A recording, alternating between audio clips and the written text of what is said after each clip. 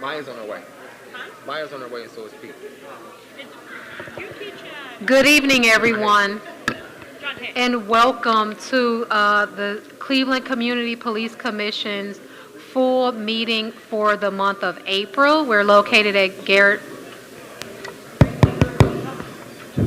Good evening, everyone. Good evening and welcome to the full commission meeting for the month of April. We're located at Garrett Morgan High School at 4600 Detroit Avenue in Cleveland, Ohio. Glad you all are here. I want to call this meeting to order, and I'm going to start with a roll call attendance. Co-Chair Adams. Present. Commissioner Chura. Present. Commissioner Coleman. Commissioner Kincaid is on her way. Commissioner Mason. Here. Commissioner Miller. Present. Commissioner Moreira Benito. Present. Commissioner Michael Nelson is not here and his absence is excused. Commissioner Rodriguez. Present. Commissioner Van Leer is on his way, and myself, Commissioner Zayed, I am present. Thank you very much. We're going to move forward to the adoption of our agenda. Does anyone second that? I second. Okay, is there any amendments or discussion on the adoption of the agenda? Okay, with that being said, we're going to call the vote. Commissioner Adams? Aye. Commissioner Chura? Aye. Commissioner Coleman? Aye. Commissioner Mason? Aye. Commissioner Miller? Aye. Commissioner Moreira Benito? Aye. Commissioner Rodriguez? Adoption of the agenda. Oh, aye. And I vote yes. Maya's here. Oh, Commissioner Kincaid for the adoption of the agenda? Aye. Thank you. And that passes.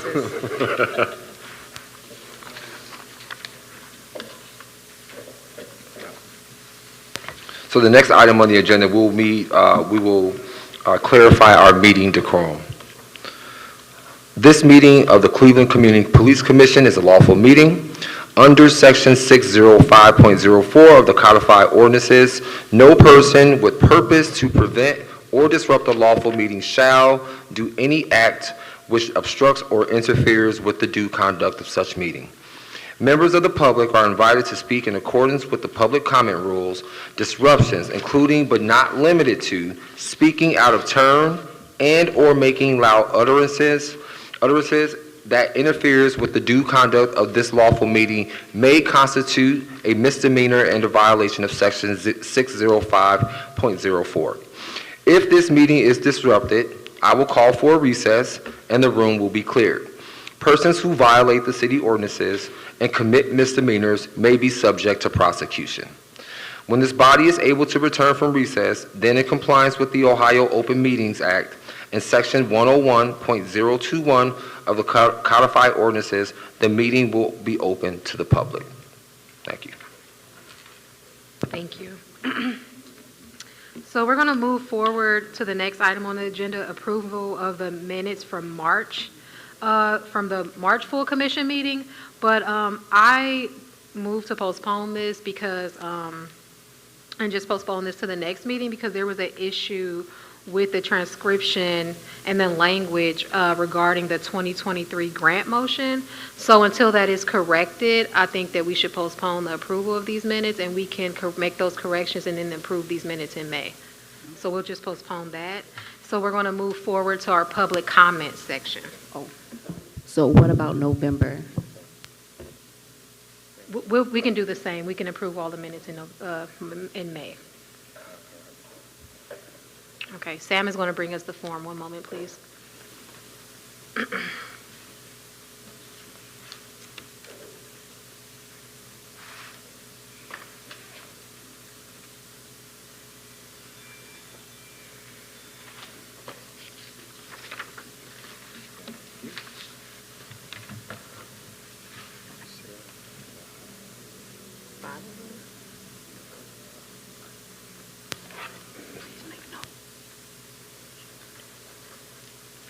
I think if we mispronounce the name wrong, the first person we have on the list is it Sarah Falala? I'm sorry, I think I did that wrong.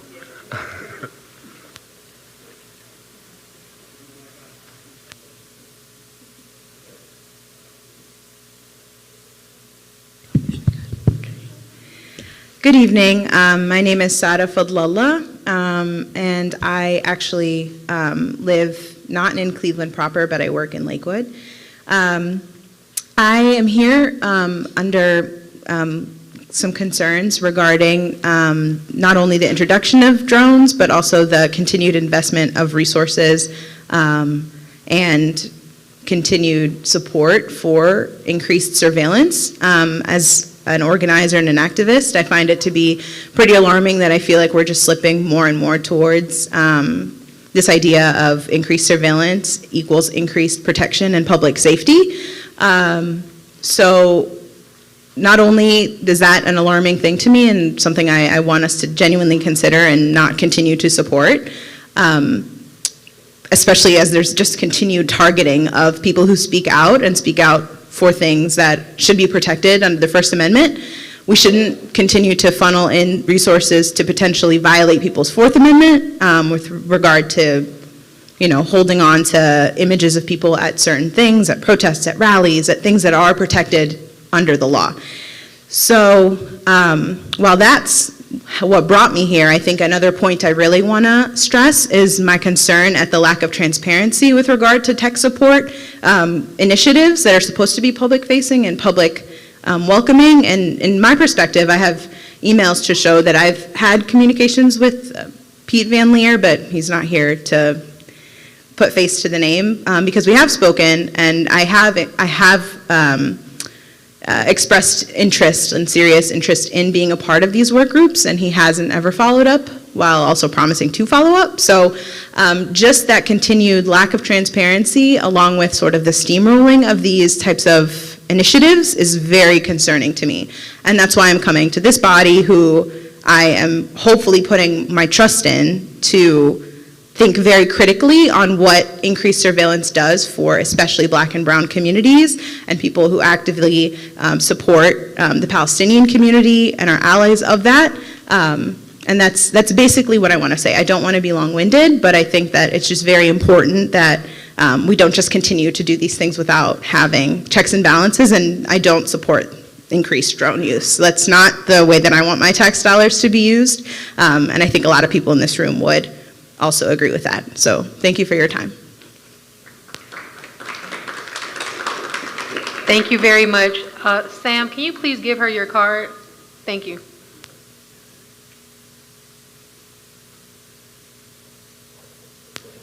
Next person is Yan Manzi.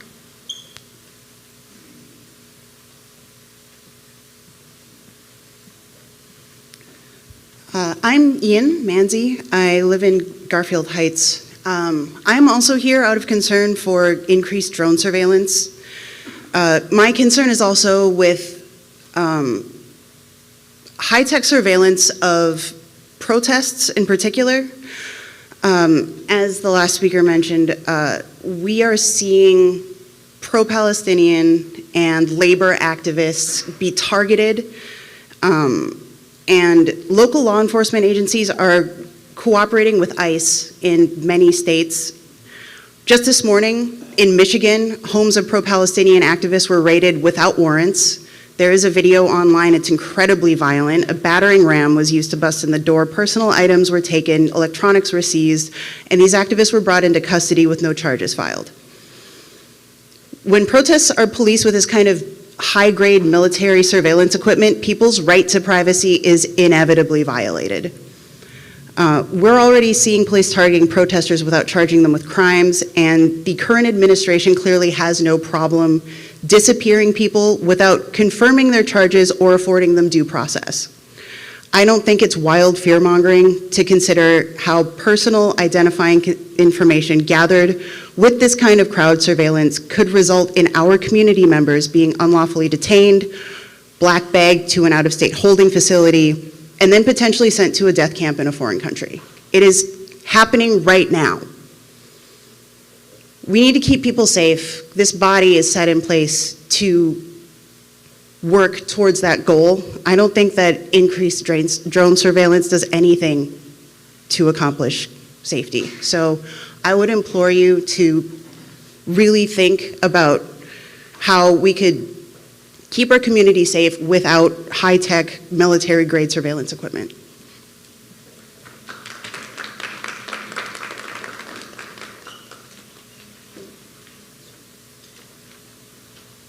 Next person, Andre Cato. Good evening, fellow citizens, commissioners, and monitors. Thank you very much for this opportunity. My name is Andre Cato. I am a marketing assistant with Govia Police Safety App and Govia Highlight a Hero, which are police safety encounters that are on the crux of innovation, bringing in your cell phone and your cell phone camera to be utilized as a method for maybe not surveillance, but a proper interaction utilizing technology. We'd love to talk to you guys about this, and we also would encourage you to cease and desist with spending funds on this proposition for more drone cameras. If you want to do a little bit of homework, there is actually proof that if we put this into a low-tech thing called people, especially our young people, we could prevent a lot of issues in the future. So thank you for this time. I appreciate you. Again, Govia Police Safety Encounter at govia.app. We'd love to work with you in solving these issues.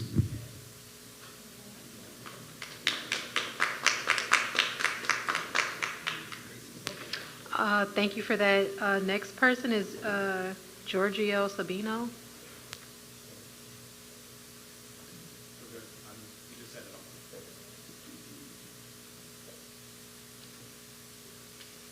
Lou? Hey, good evening, everybody. Sorry about that. All right, to continue this topic. Last year, when we had a protest, the drone actually came down on people. So if we talk about safeties, is that really a good safety measurement when drone practice itself is already in question? Plus, right now, even without drone, we already have other issues we have to worry about. Why added a drone into the mix to complicate the situation? Instead of building the trust in the community, you are actually adding one more element for people to not trust police. That hurts community and police both. The person right now presenting this policy actually did not consult the people he actually claimed he consulted. The work group should have been called to get together. It has never happened. Now, let's go back to commissioners. Good to see new faces, but unfortunately, we still have the issue. Some of the commissioners, your eligibility actually is still in question. You have not left police force for 5 years, but I don't know why they would tell you to apply, and without telling the truth. In that case, later, you guys will become the problems when this commission makes certain decisions. If they want to pick on the issue, shift the responsibility to other people, you guys will be blamed. Do we want to prolong the process for the community and the police actually can get together to have a safer community with love, with care? Instead of this, we still get distrust, suspicions, all the deals discussed and decided behind doors. Please, commissioners, be independent. Do not listen to anybody in the establishment tell you to do whatever, because the fall will fall on you, not on them. Is that worthwhile for your own reputation, for all the good work you have done in the past for your own life? You know you are ineligible, please leave. If you still want to have this job as a career leader, there will be some other commissioner, please leave. Thank you. Thank you. Next is Ed McDonald.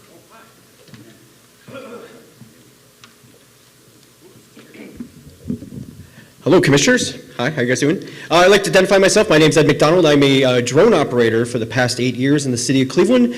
What I do is I use drones to document and record abandoned buildings and vacant properties inside the city of Cleveland. I even have a drone that I can actually send inside of a house so I don't have to walk into it in case there's any type of damage or anything going on. So I didn't come tonight expecting to talk about this topic, but since it's a topic, I was kind of going through everything. I think that there's a compromise here between, I hear what these guys are saying about the surveillance thing and the protesting, but the equipment that I use is very beneficial to be able to document stuff as far as to, getting houses to building housing. I can document stuff from above, which is where I actually got started, where roofs are caving in, and I can send that stuff to building and housing. I think there's a safety thing where if they're used properly, like for search and rescue, if they're used for, reconnaissance while they're, the police are looking for a suspect, I think it's a very useful tool. Even I'm seeing this one where they have an FPV drone that you can send into houses, similar to how mine operates. That could actually be beneficial for police safety, because that doesn't put a policeman or somebody inside that building to be able to look for a suspect or look for a situation. I just feel like that there's room for compromise on this topic, where if it's okay, then if it's just a matter of it not being used for protests or some type of city gathering or something, cool, I'm all right with that. But I still think that there is room to be able to use these drones for, I've used them for search and rescue, I've used them to look for missing people. A lot of these drones have infrared and stuff that I don't have technology for, where they can actually look for a warm body, so to speak, or a cold body in some cases. I just think that there's room for some compromise on this topic, and I think just ultimately going, well, this is all bad because drones are evil, blah, blah, blah. I mean, I see a lot of rhetoric in this thing of calling some of these drones military-grade reconnaissance drones. I mean, military-grade is such a wide open angle. I mean, you've got people in Ukraine right now building literal FPV drones and bombing tanks with them. And these are stuff that you can just get right off the shelf, and that's military grade just by putting a bomb on it. So I would just like to I can understand not using it for protests, but I still would not rule everything out as far as using it to be able to make sure that some of these men and women behind me can go home safe. That's all I'm saying. Thank you. Thank you. Cameron Damasco.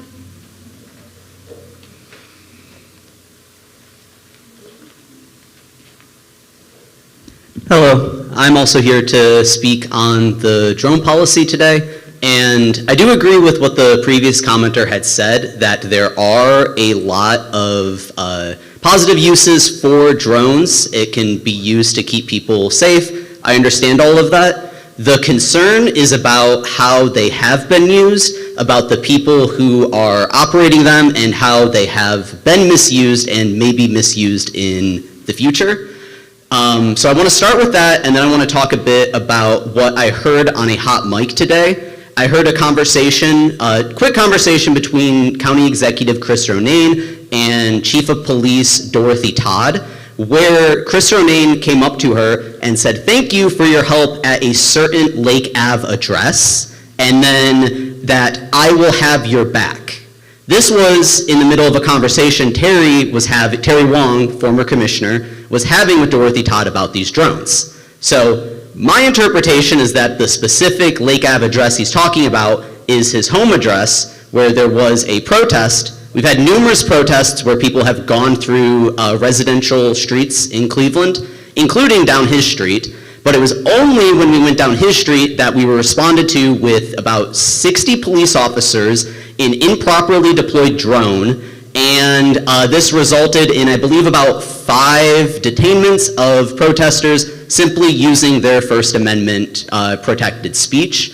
So what I see there is some sort of quid pro quo. That's my interpretation. I could be wrong, where there was a use of force that was excessive about First Amendment activity that also included the deployment of a drone improperly. And I bring all of this up to say that something needs to be done about this corruption that exists around the use of drones, because the first attempt to pass this policy, there was a lot of, it was done very quickly right before your previous time was up. it was rushed through. It ended up leading to an improper deployment of a drone. It's now being brought forward again, I think. Pete Van Leer is not here currently, so I don't know if he's planning on introducing it. But again, I just want to second the fact that multiple people in this crowd have said that they've tried to get on the surveillance tech work group to talk about this policy with Van Leer, and he has never organized a meeting of that. There has not really been any community input.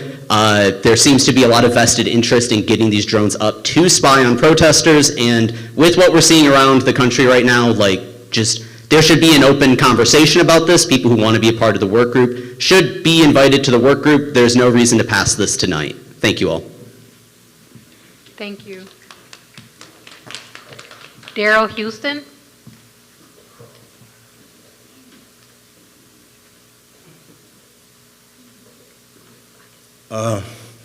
Good evening, everybody.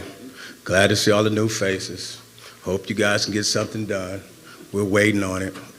We're believing in you guys, okay? But hey, I gotta speak truth to light today. This drone situation, deaden it.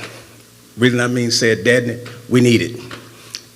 Protesters, if you're doing the right thing, why worry about being filmed, okay? If you're following the law, why are you worried about a drone? Just follow the law. That's all you gotta do. And this comes from somebody that's wrongfully in prison, somebody that's been assaulted by the police, somebody that's been shot in the community, and nobody's sitting up here talking about we just lost 5 young black African men, young kids in the community. But you want to come down here and exercise your freedom of speech, which you have. But let's educate ourselves on what's really going on in society right now, okay? Trump is putting it down on y'all, not this panel, not the Cleveland police. Hey, the Cleveland police is the only district that don't have drones. Do you know all the other boroughs have drones? All other boroughs in the whole state of Ohio, everybody has drones, but the city of Cleveland. The city of Cleveland leads sometimes in murders, man. I'm in the community. I have a community business. I hear from the community every single day about they're afraid to go to the store after 6 o'clock. 6 o'clock? Life is still going at 6. They're afraid to move in their communities, yet and still, we have the most important thing in any community, in any society, in the world is safety. Get that through your heads, please. Safety. And to the young man that just spoke before me, hey, as an elected official, they do that all the time. When you come protest in front of their house all across the United States, they will call because they're afraid. They don't know what your intentions are. If I came and protested at one of their houses with a bunch of black people, they would call the police. Let's use logic. Come on, man. We're all human beings in this world trying to figure it out right now. That's what we should be doing, together, trying to figure it out. Thank you. Thank you. Next is Dale Snyder.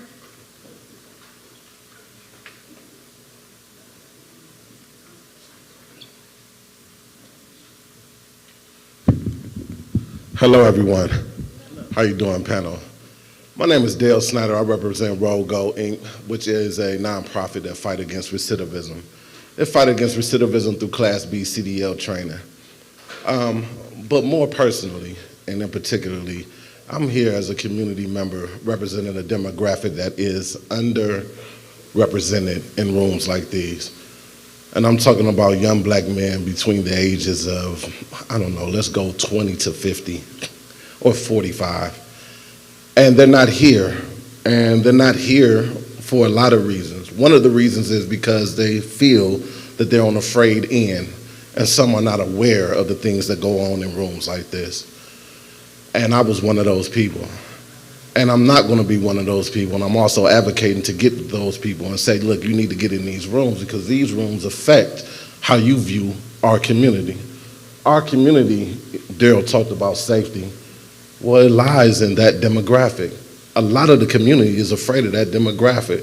Well, guess what? That demographic is misunderstood, and sometimes they're afraid of y'all. We need to build a relationship between the police and that demographic.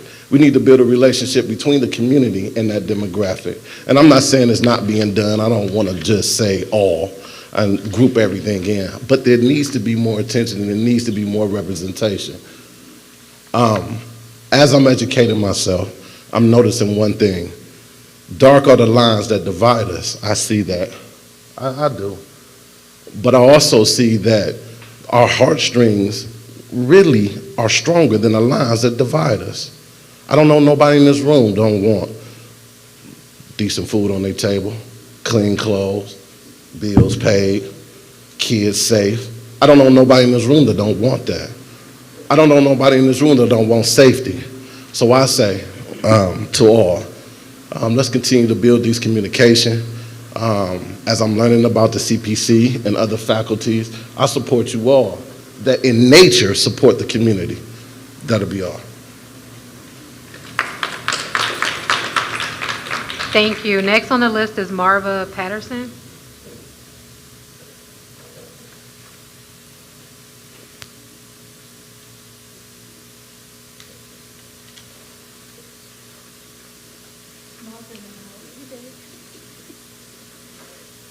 Hello to this committee, brand new people. I am Marva Patterson. I am a Christian community activist. My husband and I, and many that are here, we've been a part of this from the beginning. I do apologize, I have some neurological issues. I'm just here to say, we really need the help. This city has gone unchecked and unchallenged. Many of the individuals that live in this community, and we understand there's a difference between the east side and the west side. We also understand that police brutality does occur.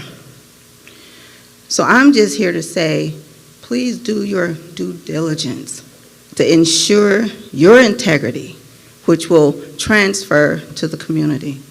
And when you have cases before you, please do a thorough investigation on those particular cases. I would just like to ask, as it relates to, can public give input first? And from what I see as a policy as it relates to GPO 4.06.17, it says no public input before deployment. So my question, I can understand on the emergency situations or things like this, but the public should always have the ability to give input because it affects them. Now, will there be some kind of conversation after deployment? Will there be some kind of panel to say whether or not rights were violated? And if so, who will investigate that? So my comment is not just for everyone on the panel, but it's also for the public, because we live here. And we are here to protect our interests as well as our constitutional rights. We are taxpayers, we own property, we have businesses, and our children matter to us, and our futures matter to us. And so many rights have been taken away. So we're asking a lot from you guys, because many of you who've already been here for a while, you understand the process. So teach the other ones, but also understand our comments and who we are matter. That's why we're here. Thank you.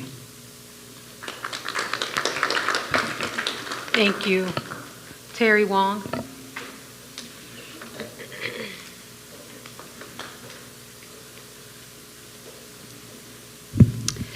Good evening. I'm former Police Commissioner Terry Wong. In November 2024, I was assaulted by Commissioner Pete Van Leer and Commissioner Chandra Benito when I uncovered their attempt to push a drone policy that permitted warrantless surveillance of protesters. Police officers who responded made false reports to cover up this misconduct. This is a context in which I hope you all consider the use of drones in Cleveland. I do want to correct for the record that Oakland's policy, from which the Cleveland policy is based, does not permit the surveillance of protests. Yet here in Cleveland, we are allowing loopholes not only to surveil protesters, but drones to be enacting in stealth mode, blackout mode, flights out of the visual line of sight against FAA regulations, no whistleblower protection for internal accountability, and 30 days of data retention instead of 5 for what the Supreme Court has already ruled might be retroactive tracking of people and targeting. So in February 2024, this administration approved $250,000 in taxpayer funds for police drones, but they already had another drone that has already been alluded to, the Loki Mk2. It is a military-grade drone. It is advertised as such. It is the size of a dinner plate, flies silently in darkness, can open doors, hides under tables, and can spy without GPS. This purchase in 2024 bypassed the Community Police Commission, the body legally tasked with overseeing police policy. And the division claims that these drones are for crowd management, but drones cannot de-escalate. They can't listen like humans. They can't mediate. They only watch, record, and intimidate. When OSU's leading crowd management scientists offered free help to Dorothy Todd to design a humane plan for crowd management, Chief Dorothy Todd refused. Let that sink in. We as a city are refusing free human-based, human-centered expertise in lieu of expanded surveillance. And last November, we saw the consequences of that type of social control as peaceful marchers opposing the county funding for Gaza's genocide were surveilled and then prosecuted under the guise of noise violations. So these were criminal offenses launched against peaceful protesters while a drone hovered overneath. And the genocide that's happening in Gaza isn't just occurring abroad. Here in Cleveland, systemic violence targets Black and working class communities. Over-policing, under-resourcing, and surveillance-first policies erases lives and dignity. These drones now hover over protests, thank you very but much for your soon they'll comment. patrol our neighborhoods. Thank you. Thank you.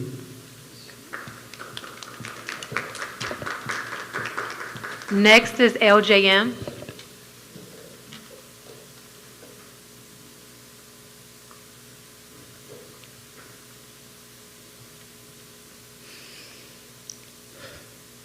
Hey y'all, what's up? I probably should have set my timer. I actually came here today after dealing with a whole bunch of family issues, you know. To say the least, the doctor basically told me my father needs a new heart, and he's 70 years old, you dig, and he's stubborn, so you know we're not getting that. But to say the least, that's why you know I'm serious about these comments I'm about to make, because before I go any further, you know, like, the definition of accountability is about taking responsibility for your actions. And to my dismay, unfortunately, when they were talking about creating this commission, you know, I was like, oh, this is going to be a commission made out of people who are humans and who can feel and understand the community and actually have hearts, pun intended. But instead, I am just really discouraged by the rudimentary manner into which you all have been handling the CPC grant. And I say that to say because we were awarded the grant back in 2023 of December. It is now 2025, and we have not yet to see these funds. The purpose of the CPC, right, is because by law, you all get funded 0.5% from the police in order to fund specific community projects based on restorative justice, violence, prevention, and mediation. Organizations like mine and the other ones that sit here who got hoodwinked in the grant application process where you all told us, hey, fill this out, but oh wait, double back, you gotta have the money to make this work. We make it work off of shoestrings, duct tape, and a bag of Skittles, my guy. That is what we do, and we still made it work, and the work is still going because, see, I've been in the game for a long time, and something that I learned and I picked up is that you can tell the people who are performing and the people who are moving in purpose. And you can tell that by the way they do the work. Are they doing it for the applause or are they doing it because they are in alignment? Let that just sink in. The fact is, you all have not taken accountability and you all have participated in the problem. And it's crazy because, again, I thought you all would have been different. But now y'all just another clog, a Band-Aid clogged in this machine, just going around to create this cycle of performance. So the fact is, I shudder because I know another email is coming talking about you all have extended this and it's been sent to the legal team, or whatever turnaround you get, I'm gonna end up talking to a new person. They're gonna have to ask me for the same documents over and over and over again. I just want to let you know, I would prefer for you to email me asking me for my routing number and saying the check is deposited. Thank you. Thank you. So we're going to move forward with the next item on the agenda, which is our special presentation by the Cleveland Police Monitoring Team.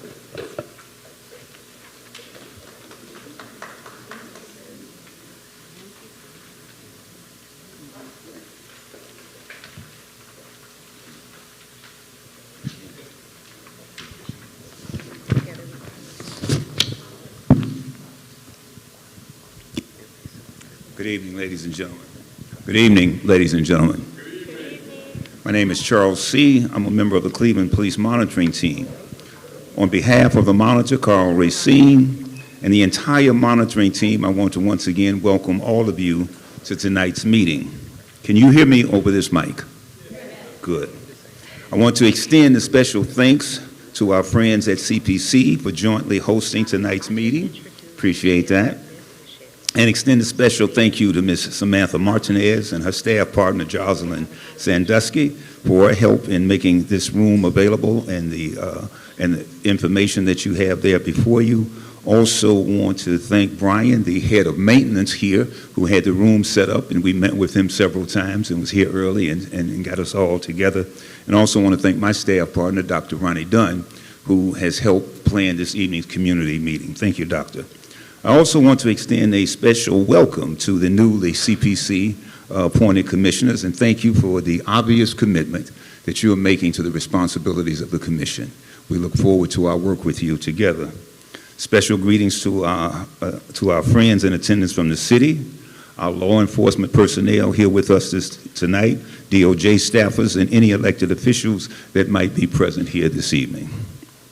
It is now my pleasure, ladies and gentlemen, to introduce the monitor. Mr. Carl Racine is a partner at Hogan Levels. From 2015 to 2023, Racine served as the first elected and independent Attorney General for the District of Columbia, managing an agency of over 700 attorneys and professionals. As Attorney General, Racine worked to build an independent office focused on serving the public interest. He prioritized data-driven juvenile justice reform, introduced measures to advance democracy, and took legal action to protect affordable housing. As Chief Legal Officer of the District of Columbia, Racine advised the mayor and district agencies, defended the city in court, and used the law to serve the most vulnerable. He helped to end mandatory shackling of juveniles appearing before the D.C. Superior Court and led the way to increase options for the rehabilitation of low-risk juvenile offenders.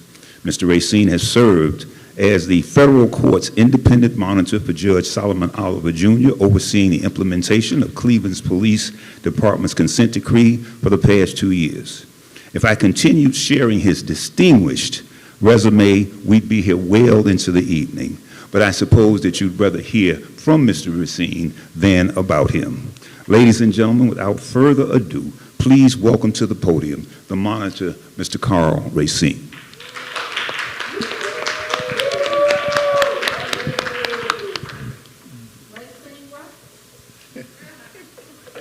Good evening, everyone, and thank you very much, Charles, for your ever graciousness, your kindness, your leadership, and your sense of the community.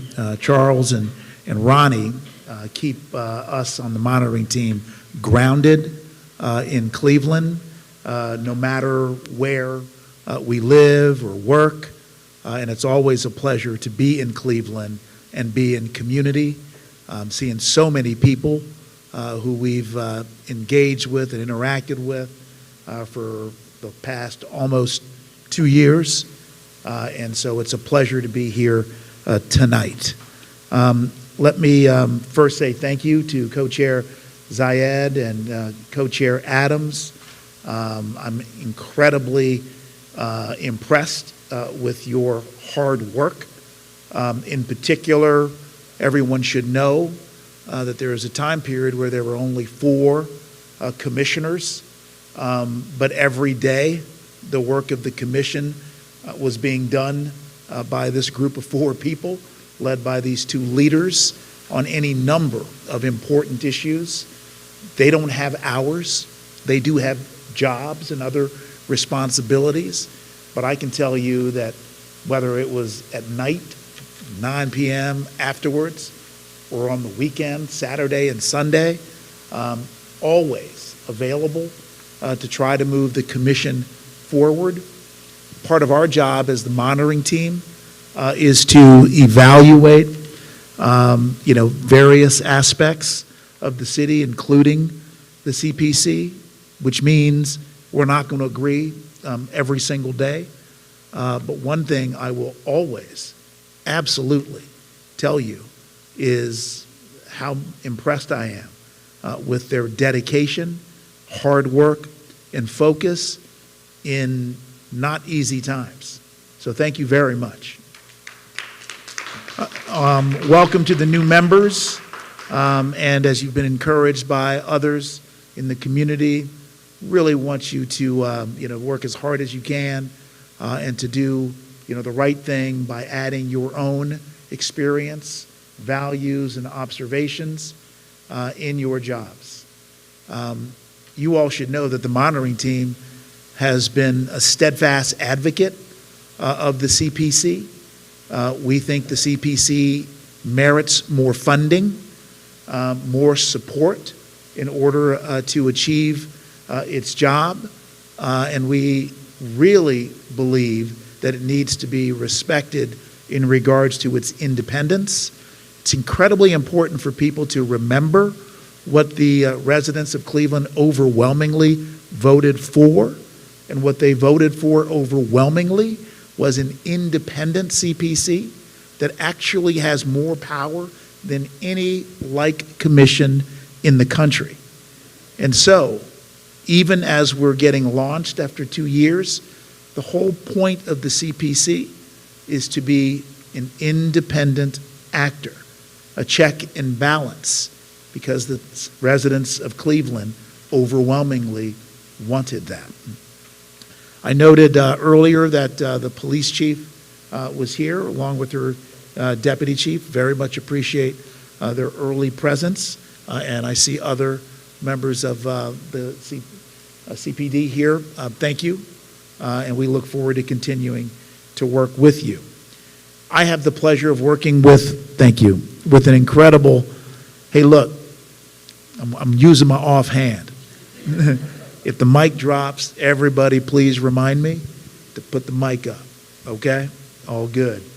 I have the pleasure of working with an incredible monitoring team, and I'm going to have every single person here come and introduce themselves as we talk a little bit tonight about the work of the monitoring team.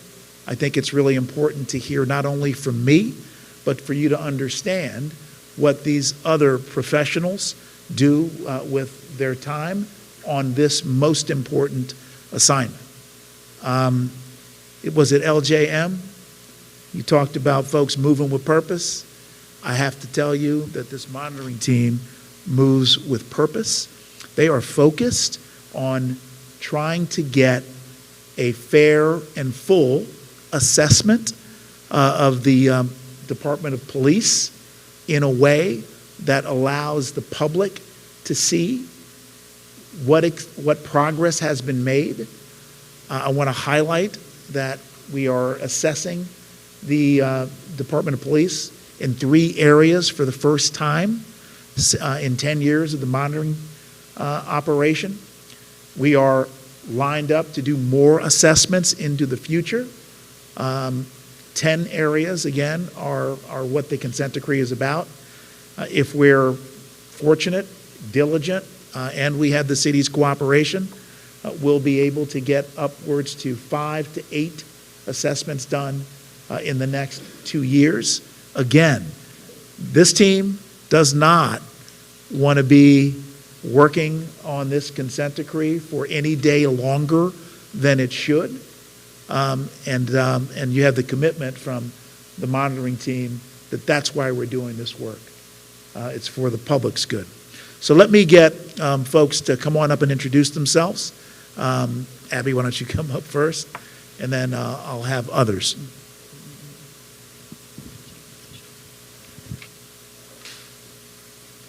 Hi, I'm Abby Wilhelm. I'm a member of the monitoring team. And Abby, if you were to describe what you're working on, how would you define that? Everything. I function kind of as a chief of staff for the team, so I have my hands in everything, and I'm just making sure that the trains are running on track and that we're all doing our job. Thank you, Abby. Terrence, why don't you come on up? Let me note that I see a couple members of the police accountability team. Maybe you could put your hand up. That'd be great. All right. And feel free to, holler at them at any time. Good evening, everybody. First of all, thank you all for being here. I'm not from here, obviously. I'm from Milwaukee, Wisconsin. Go Bucks. Recently retired as a chief in a city in Colorado, just north of Denver. So I'm very familiar with metropolitan areas, very familiar. About 30 years in policing. And Cleveland's got it all. I'm not supposed to talk about this, but I can't help it. As a former chief of community meeting, this is my element. I'm a dad of 2 adult daughters, so I like to give advice. And here's what I see in this room. I see shared values. And one of the young men said it. Just about everybody wants the same thing, and that's where you build. That's where you build. You don't build on your differences. Okay, once you get to know each other by focusing on your shared values, then you can start working on the differences. It's much better to debate with somebody you know than to argue with somebody you perceive as an adversary. My name is Terrence Gordon. I'm a member of the monitoring team. And what I do mainly is focus on 2 huge assessments. One is use of force, and one is search and seizure. And I can tell you that regardless of the things you might see in the news or the things you might see at hearings and things like that, the officers on the streets, while they're going to make mistakes because they're human beings, and there's not a person in this room that's not made a mistake at work, not a single one of us, but the officers on the streets, the vast majority of instances in the use of force encounters and the traffic stop encounters that I have worked on are professional. They're doing a good job, and they're doing things based on reasonable suspicion and probable cause. Does that mean there are not going to be incidents of misconduct? Absolutely not. I thought I was a great boss, if you ask me. But did my officers still do things that warranted discipline, that warranted correction? Absolutely. It's the nature of the beast because we're human beings. So what the department is working on and what we're helping them to work on is transparency and oversight so that those things don't become patterns and practices again. So I'd like to commend the officers. I'd like to thank you all for being here, and I'd like to thank the members of the CPC because it is not easy to step forward and serve your community. Chief, let me ask you a question there. You were talking about the use of force, and there are others here. I'm looking at Chief Myers, Chief Tammy, Christine. We're going to talk about what they're doing along with Chief Boston. What are you reviewing when you are conducting a use of force assessment?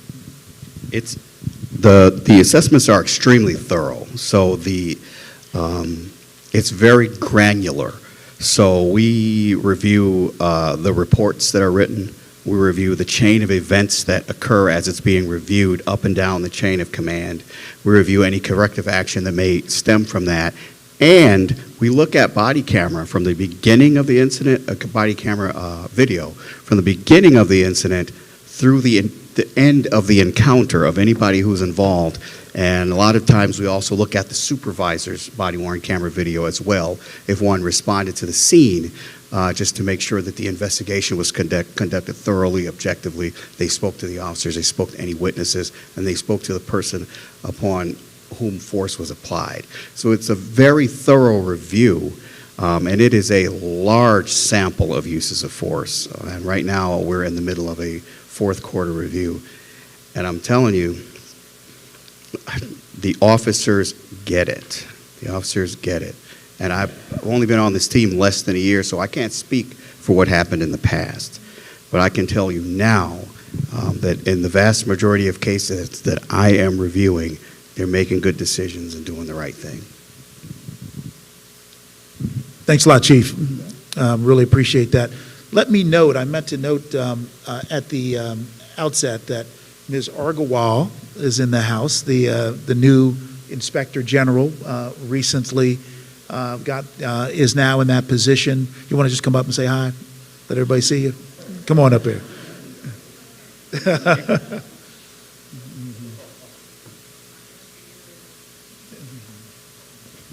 Hi, I'll say a brief hello. Good evening, everyone. My name is Shailene Agarwal. I am the new Inspector General for the city. It used to be Police Inspector General, now it's Public Safety Inspector General. I've been here since the end of December, so still relatively, when I say the new kid on the block, I've been a little quiet, rebuilding the office. But we are moving now and doing things. You'll see me out and about in the community more often. That's a big part of, I'd say, the new brand of OIGs, to ensure that they're in the community, hearing from the community directly. But I will work with CPC. I've already talked to the co-chairs previously, so we can get to know each other. But I'm sure we'll come back at another time and give a presentation about what an Office of Inspectors General is, what we do, what we don't do, what our plans are for the future, and how we can build a relationship with our office and with the community. And that's it. Thank you very much. You're welcome. This is an area that's incredibly important. She's independent.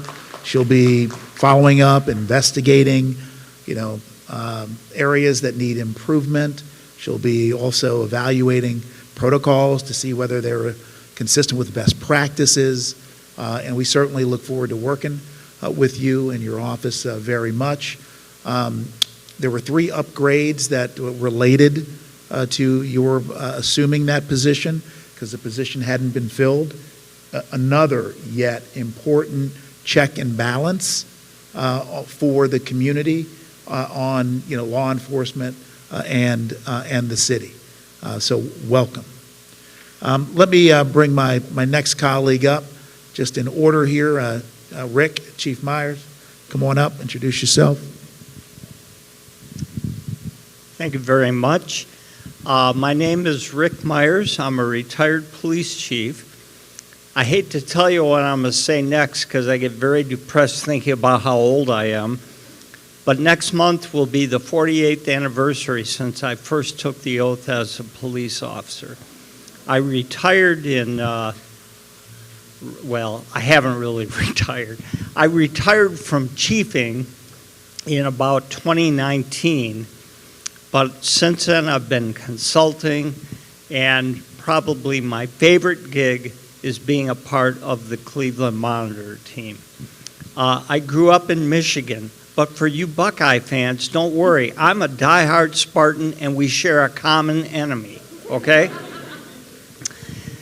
As for what I do on the Monitor team, I see myself as kind of a utility infielder.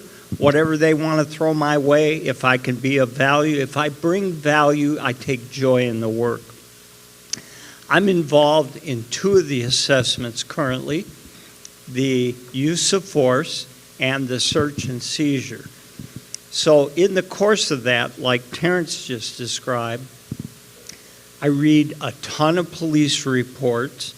I read a ton of accountability reports, and I watch hours of body-worn and dash cam video. I haven't transitioned to the investigative stops, which probably are a little stickier than traffic stops, but I've reviewed now over 40 traffic stops from a pretty narrow window of time. And do I see tactical or technical errors sometimes? Yeah, and I make note of that. But every single one of them has been a constitutional stop. The Fourth Amendment has not been violated in any of them so far. And am I surprised by that? Frankly, yes, because that's not true with many agencies I've seen around the country. I also am involved in policy reviews. Cleveland Police have a pretty laborious policy review process. They have to, write and research and all their policies. It comes to the CPC. Then it comes to the monitor team and the Department of Justice. And finally, when everyone blesses it, it can be enacted as policy. And that takes a long time to get through that. I'm also part of the training, technical assistance, and approval process. Every training curriculum that's given to a Cleveland police officer has to be approved, again, now by CPC, then it comes to us and to DOJ, and we all have to bless it. We have actually in the past downgraded the agency when they have a great curriculum, but that's not what they teach. So we also go to classes and sit through training. And I'll tell you, they've made great progress in upping the bar on that also.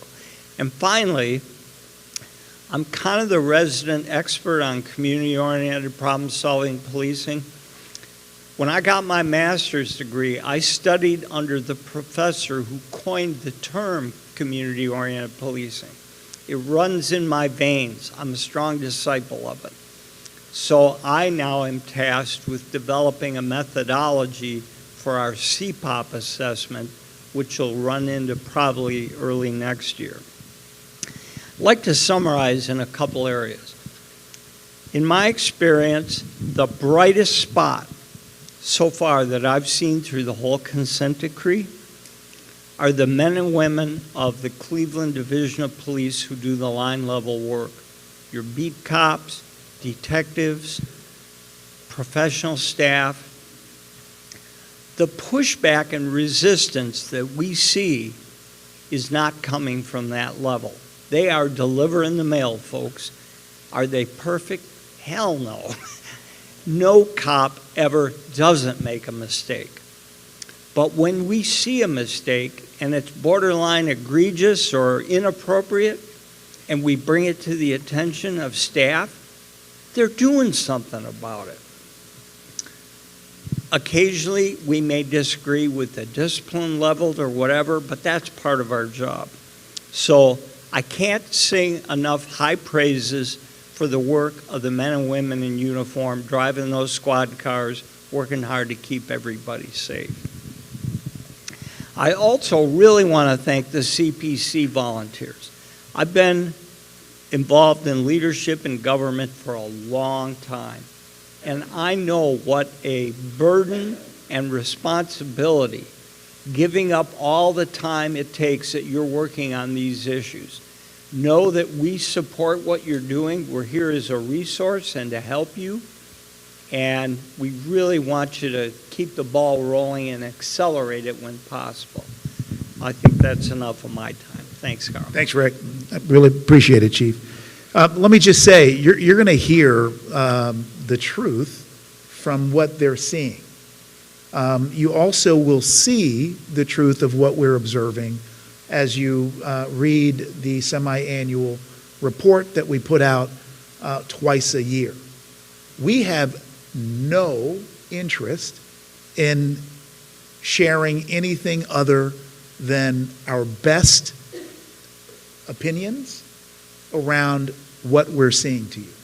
That's why we don't hesitate to upgrade. We don't hesitate to downgrade. We don't hesitate to be critical. We don't hesitate to get into a little bit of a tussle if we have to with the city. I think it's really important. I would encourage, once we get to this phase of the program, for you all to feel free to ask me as the monitor any question, as well as my colleagues in regards to the work that they're doing every day. Chief Tammy, why don't you come on up?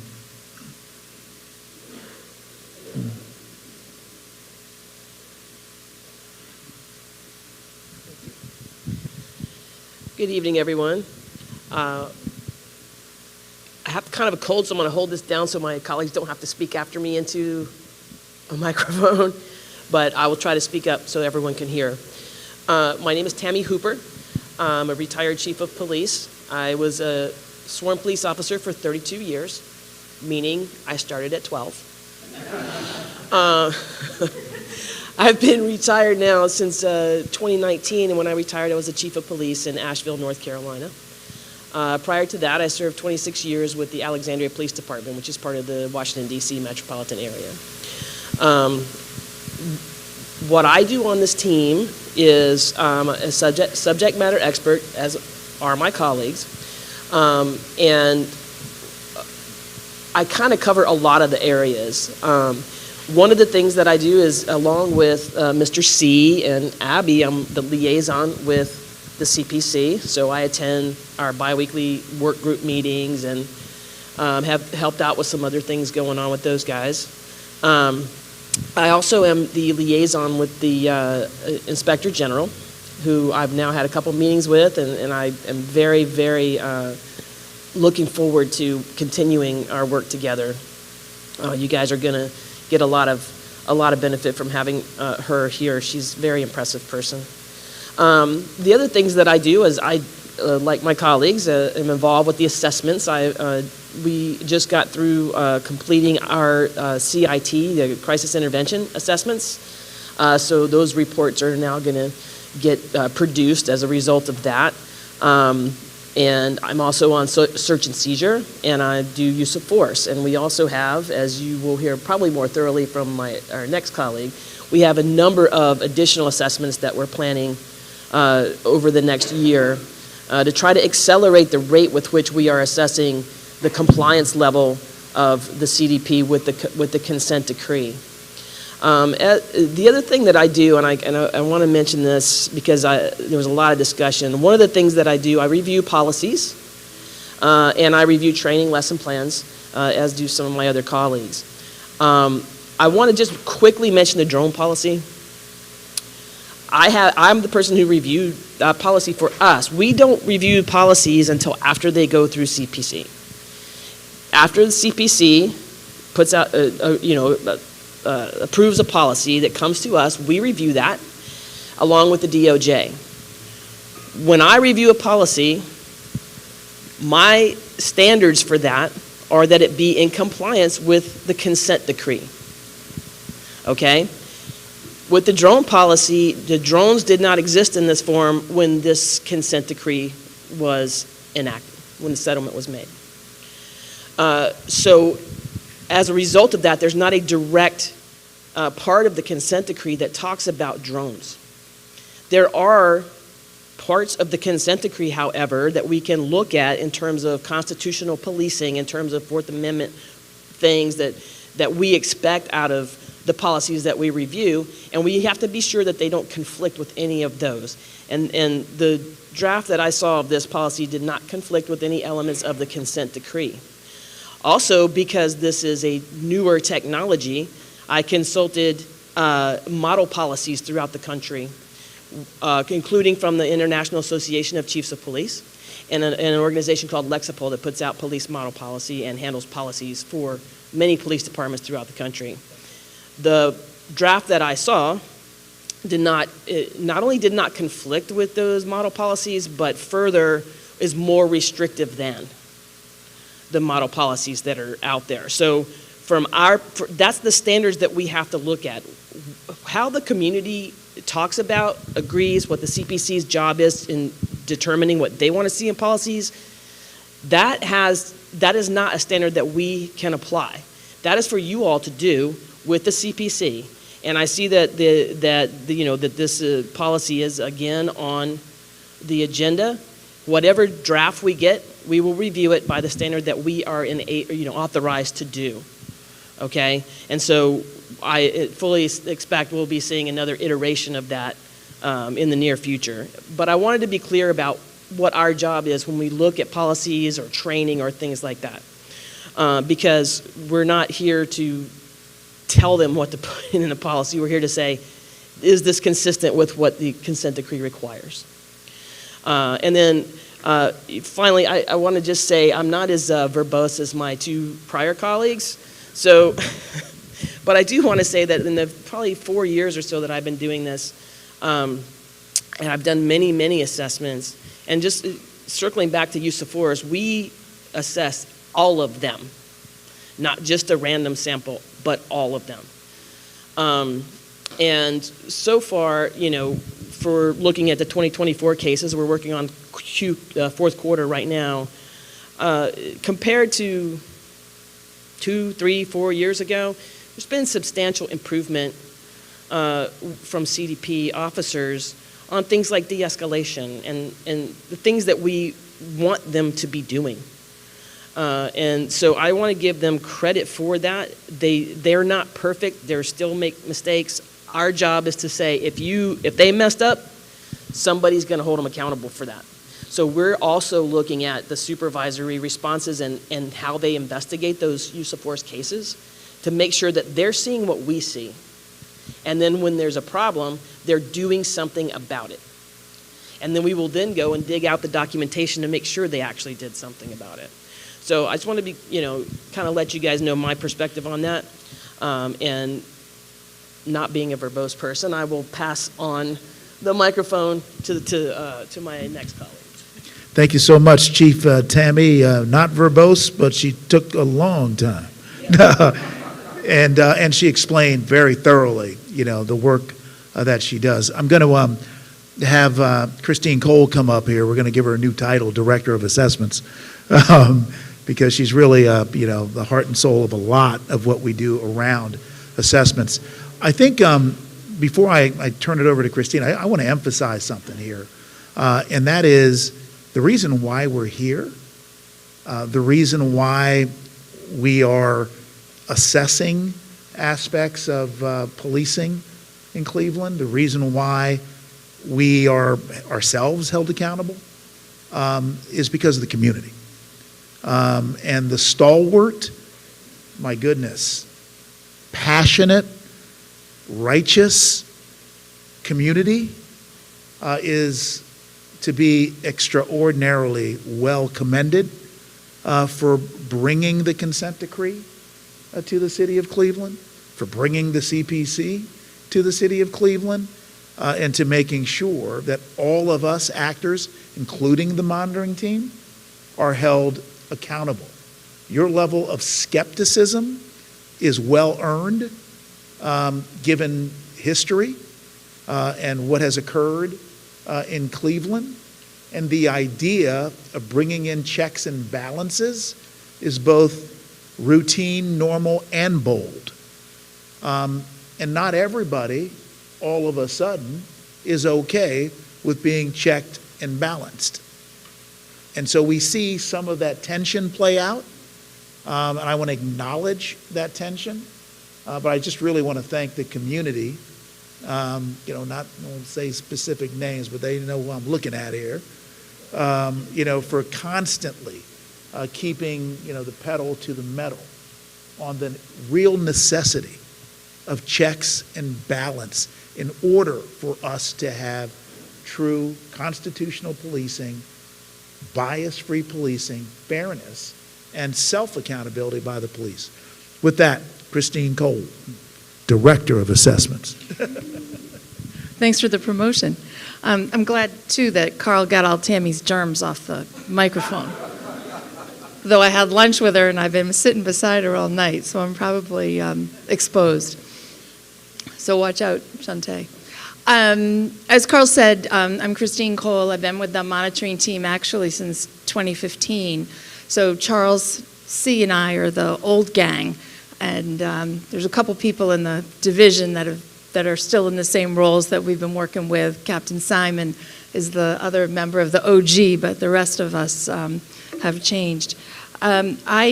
I, like Tammy, started working when I was about 12. So when I tell you that I've been working around policing and community organizing and victims assistance for over 40 years, I don't want you to guess that I'm as old as I really am. I really draw passion from the coming together, the balance, the role of community voice and partnership in the provision of safety. I think that's the way it has to work. And I have a soft spot in my heart for community. And when I'm in the police department, I like to talk about community. And I got a really soft spot in my heart for policing because I believe so fervently in its role in a democratic society that when I'm in the community, I make sure I talk about how important the police are to us. So I'm kind of a woman without a country because I believe so strongly in that balance and how it all works together. I'm not going to repeat what some of my colleagues have said about the assessments that we're working on. You now know that I got this new title, Director of Assessments, which I think is pretty cool. You heard about the process of those three. The settlement agreement requires certain actions and activities for us as we start an assessment and complete an assessment. So we have a comprehensive timeline, not only for those three that are underway, but the remaining 6 that we have planned that will roll out during the course of the remainder of this year. But as you heard somebody say, they'll probably roll into the next couple of years for completion. We give 90-day notice before starting an assessment. The city and the Department of Justice have 45 days to comment on the plan we're going to use, and then we do the work, and then we got to write a draft report, and then the parties, which are the DOJ and the city, have 45 days again to review our work and ask questions, and that's when we finally file our report. So you can see that it takes a while. And when you listen to what they all talked about, reviewing reports, reviewing body worn, and then I'm part of the group that will look at those data to try and make informed decisions about what we saw and what they've compiled. It's just a process, and none of this happens overnight, obviously. The other areas for assessment that we're going to work on this year all fall in the section of the consent decree called Officer Assistance and Support. And they're broken down into the different sections: training, equipment and resources, recruitment and hiring, performance and promotions, and staffing. And then another one Rick mentioned was CPOP. We don't know when we're going to actually start the CPOP assessment, but we're working on that methodology, and we're working closely with the police accountability team on that one to determine the best time to start that, because as you all know, that's an emerging and increasing, maturing part of the division's work. So those are the things we're working on. I'm going to not take any more time and tell you more about the work I've done over my life or some of those details, and leave you time to ask some questions if you want. Thank Really you. appreciate you. Look, I'm mindful of the clock. Come on, Shanta. And I'm mindful that we've done a lot of talking and y'all haven't had a chance to ask questions. And so we're going to introduce you to our final two, and they're going to be super brief. I love it. Thank you. See, that's why I said at the end. For those who don't know me, my name is Shantae Boston. I am a retired assistant chief after about 29 years, just freshly this February. I've been working on the monitoring team since 2022. I do complete a lot of the assessments, use of force, search and seizure. I work closely with our internal affairs superintendent. I work closely with the force review board. And the only thing that I'm going to add is that when we are taking a look at things in these assessments, we do look at all policies and procedures. So if we see something in there that is not related to the use of force, but we know is a policy violation, we are making note of that and making those notifications. Because we're always looking at it to make sure that the policies in place are being adhered to, the training that you all agree to that they should be having is working and it is being implemented properly. And then there's that accountability piece, making sure that individuals are held accountable. Because at the end of the day, we just want, I would say we, because I always feel like I'm part of the community, which I am. I always want to sit on the side of the community. We just want constitutional policing. We want to be treated with respect.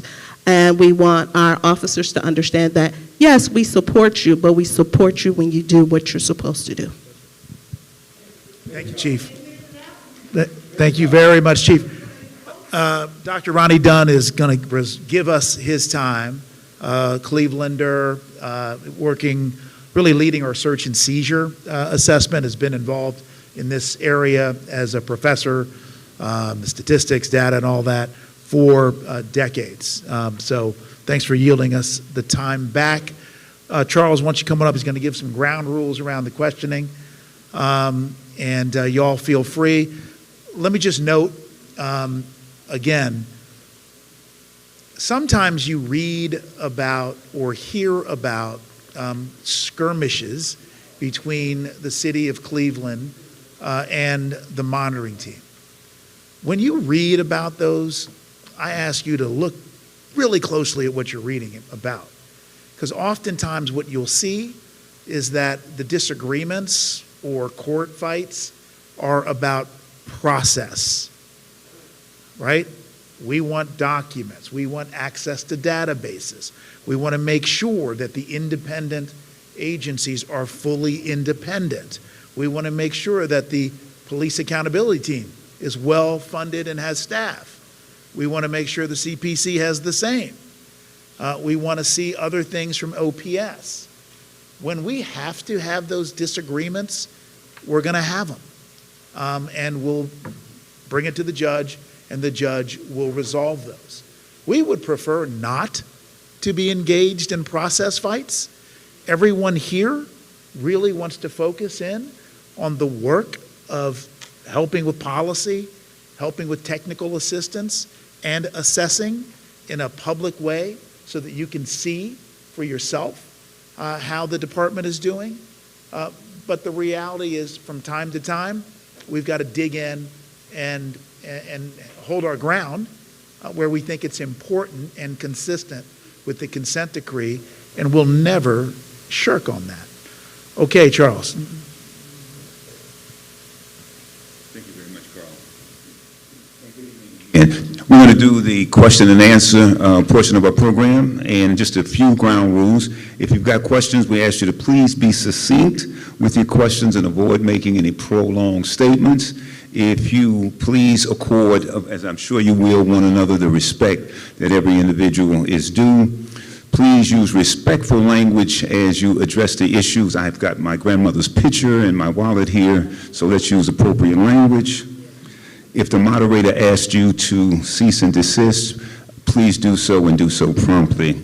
If anyone has any questions for the city, we have some Q codes that you can scan that will give you an email address where you can write your questions to the city, and they have promised to respond and respond promptly. With that, we are ready for our first question from the floor. And we have one, and we'll come around. I'll bring the mic with you. I'm going to ask you to stand. I will hold the mic as you speak. Ms. Bickerstaff.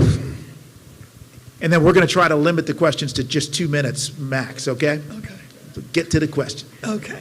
So my question is, since the drone is a hot topic, and the drone was not in the consent decree when they did the settlement agreement, would you consider, and I know it has to be both of the parties to agree, would you consider to modify the consent decree to implement the information of the drones?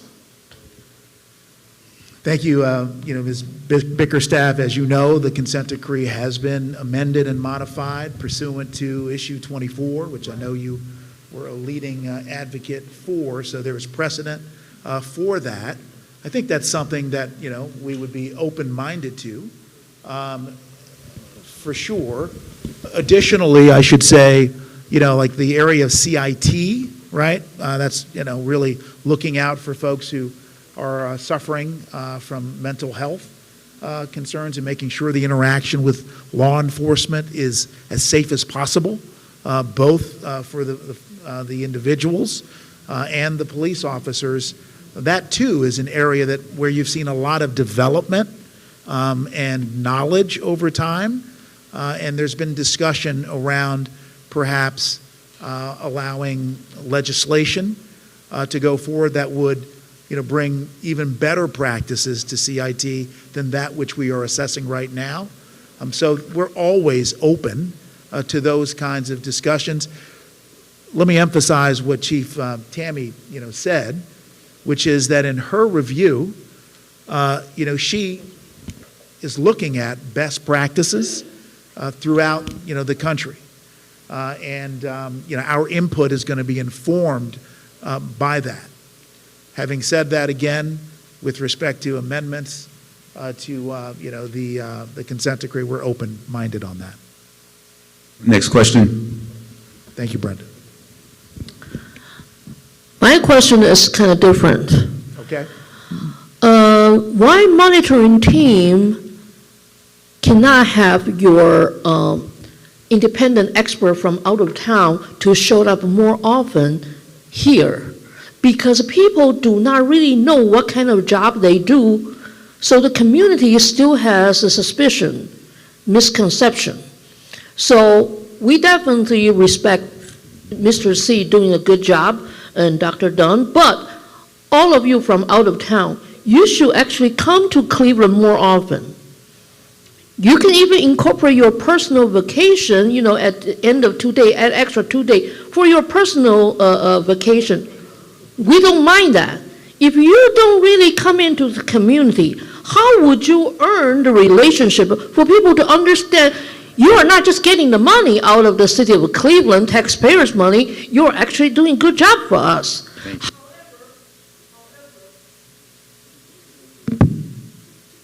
However, when it goes to local policy here with the police, there are lots of things police can do well.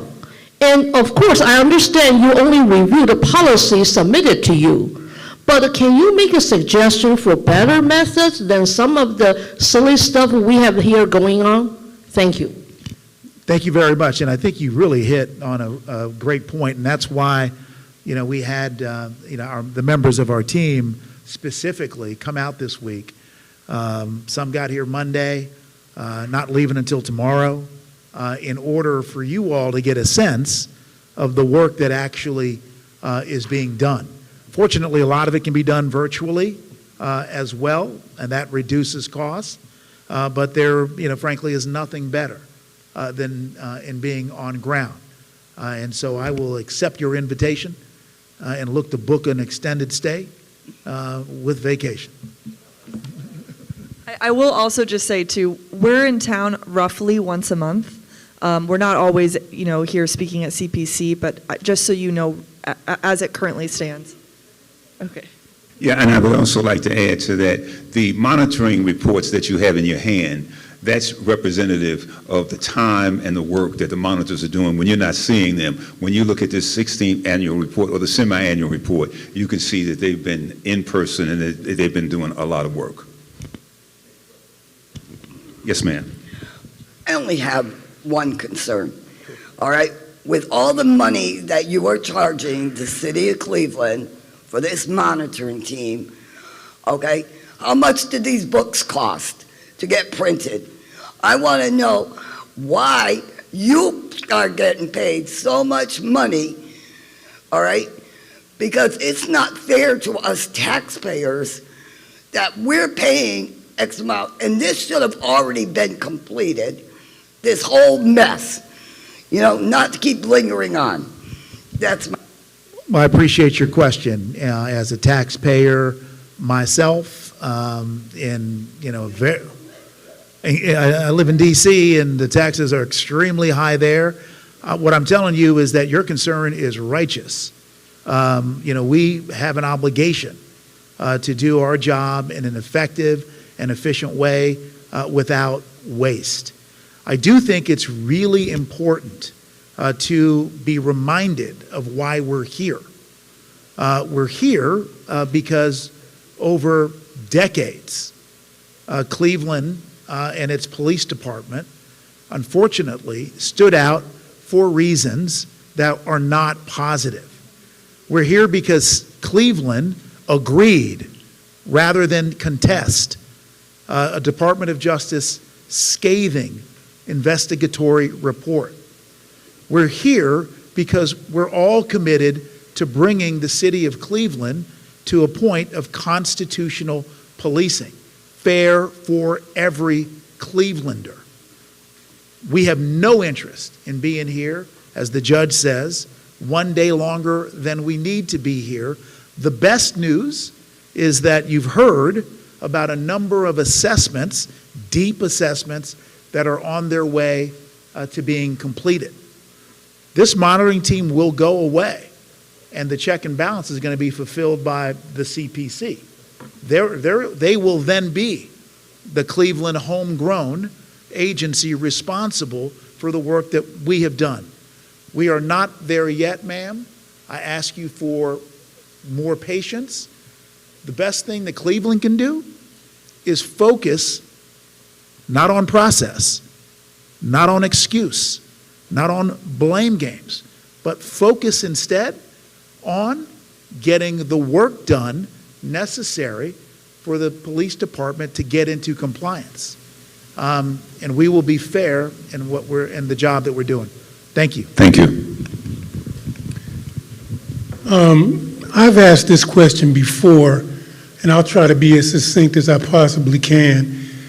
But my problem with a lot of this is that for the last 2, 3, 4 years, the Cleveland Police Department has been stonewalling the commission with respect to information so that they can make correct assessments of what's going on with these police.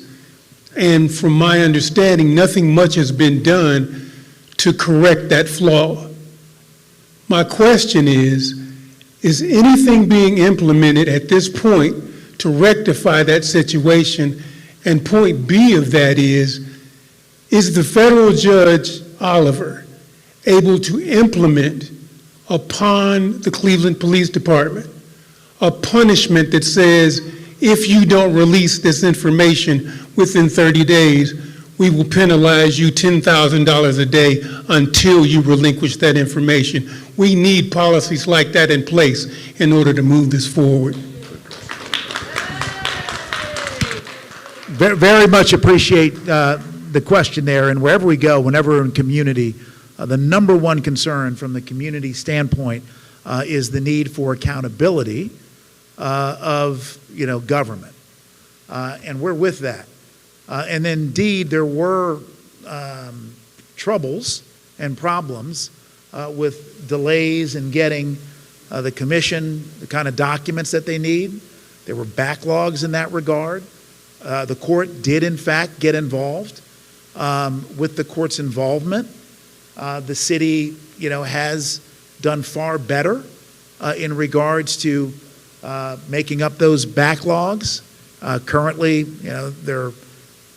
you can talk to the CPC to give you the up-to-date, but most of the backlogs, the overwhelming majority, have been taken care of, and the CPC is, in fact, getting materials. But that's why we're here, right? To make sure there is a level of accountability. Like I said, there may be disagreement between CPC, between the city. There may be disagreement with the monitor and what the monitor thinks the city is doing and not doing. And when that comes to a head, the judge makes the call. And when the judge intervened, documents started rolling in, and the CPC was in a better position to do its job. And so I think that level of accountability has been established, and to the extent that there's divergence in the future, we'll do what we did before. I just briefly want to give a little bit more detail as well. When Judge Oliver got involved, he ordered the city to provide reoccurring status updates on their progress. And that was in a filing that had to occur on a routine basis. And he said he wasn't going to cease that or pause that requirement until he saw adherence to the requests.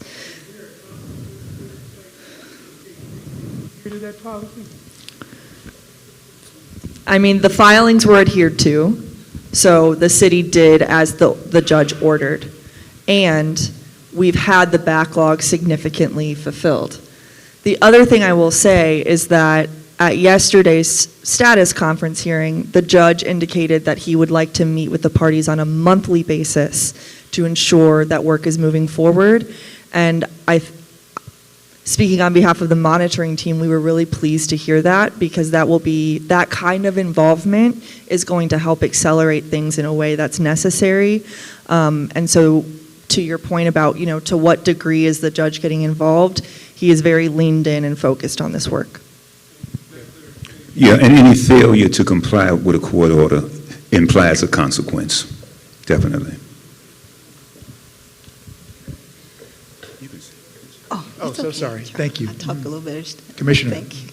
Oh, nope. Let's go to the, please. I just want to say, sometimes, we as human beings, when we find ourselves in a situation that we need to control, a lot of times we can be that boat on the sea with 6 or 7 people in the boat. Somebody's going to look for a hole in that boat.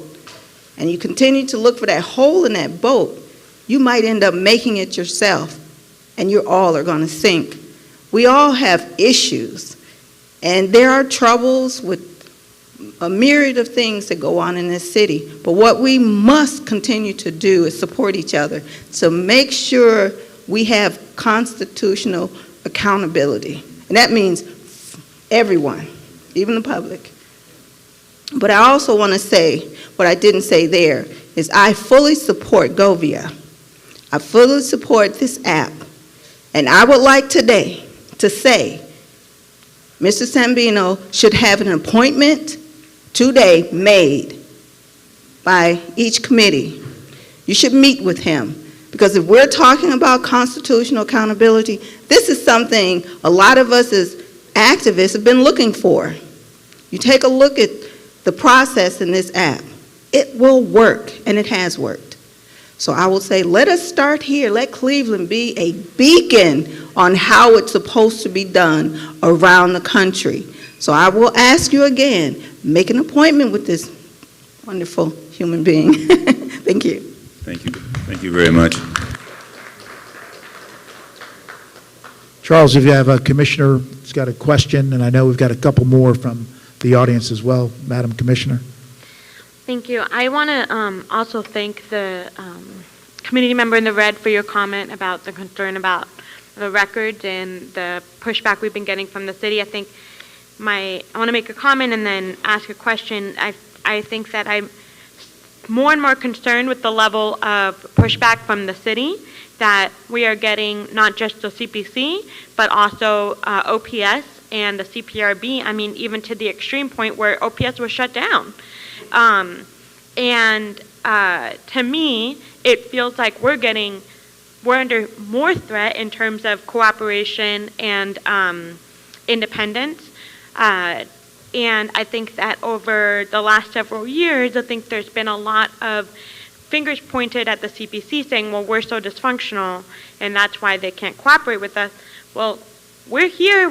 We want to work. We've been, we had just our co-chair, Commissioner Zayed, worked extremely hard while not getting their stipend. We had our co-chairs working extremely hard in the many months that we did not have a commission. And even today, we still have 2 open spots. And with the amount of work that we need to do, a backlog that we have because we had 4 months where we were not appointed, to have 2 missing spots is a serious issue. And then even beyond that, the budget that we have does not actually allow us to meet the things that we need to do in the consent decree regarding review of bias-free policing policies, in terms of being able to do background checks on the commanders. And it just seems like we're under attack to do work on community outreach, absolutely. And so it feels like we are being hindered from the city budgetarily in terms of the work that we're trying to do with the law department, our relationship with the police accountability team. It just feels like more and more that there is attack on police oversight and independence in Cleveland. And the one thing I would add to your comment is I actually think that, frankly, to my surprise, the problem has not been working with CDP.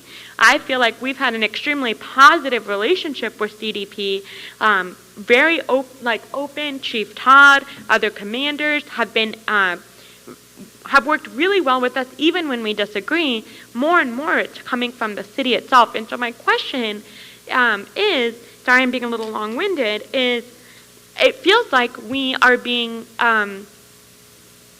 cut off at the knees in terms of being able to do this, and what is the remedy in terms of, and you know, if you could speak to, and I know you talked about this in both the kind of letter from the monitor and in the report, but if you could kind of summarize what you're seeing for the community, and then what do we do? Because I know that I'm frustrated. I think all of us at this table are frustrated. Our staff are frustrated. The community is frustrated, and something needs to change. So thank you. Thank you for that question. Yeah.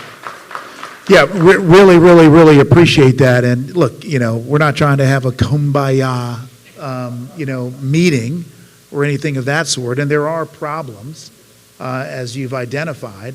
And as you noted, there are problems that we identified, both in the semi-annual report as well as in the court hearing yesterday. Abby did that portion of the hearing. Want to talk about a couple issues that we're seeing? Thank you for the comment and the question. For those who did not have the benefit of being able to attend yesterday's status conference hearing, well, first I will say you are correct. It is in the monitor's opening letter in the report, so if you took a copy, please read that. But separately, we did speak yesterday, and I'm just going to summarize our thoughts from yesterday so you all have the benefit of knowing our view on this. First, we did indicate that while the city was a good partner in advertising for the open CPC positions, we felt that they did not incorporate enough community voices in the review panel, and that the delay in the appointments of the commissioners was avoidable and wholly unnecessary. We indicated that it was because of the CPC, who over the reporting period did face some internal challenges. Despite that, the CPC started receiving documents from the city. And when they received documents, they quickly uncovered a very big issue related to officers who had filed complaints related to other officers. We had learned through the CPC that those were getting routed to HR and they were going unchecked. And that is a violation of the consent decree. They are supposed to be reviewed through internal affairs, and they are to be reviewed timely and thoroughly. So we thanked the CPC for bringing that to our attention, though we did disagree with the CPC's decision to post certain victim information publicly. The other piece that we mentioned yesterday was that in looking ahead, we think, I'm just going to, if it's okay, just directly share my remarks. I said in the upcoming reporting period, so in the next 6 months, it is absolutely critical that the City Council and the Mayor move swiftly in filling the final 2 vacancies that remain on the CPC.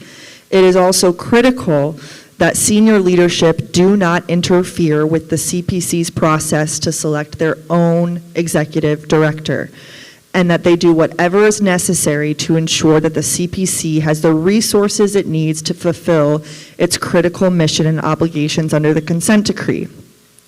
Where the city is unable to provide appropriate funding for the commission, it must seek out external funding consistent with the consent decree, paragraph 22.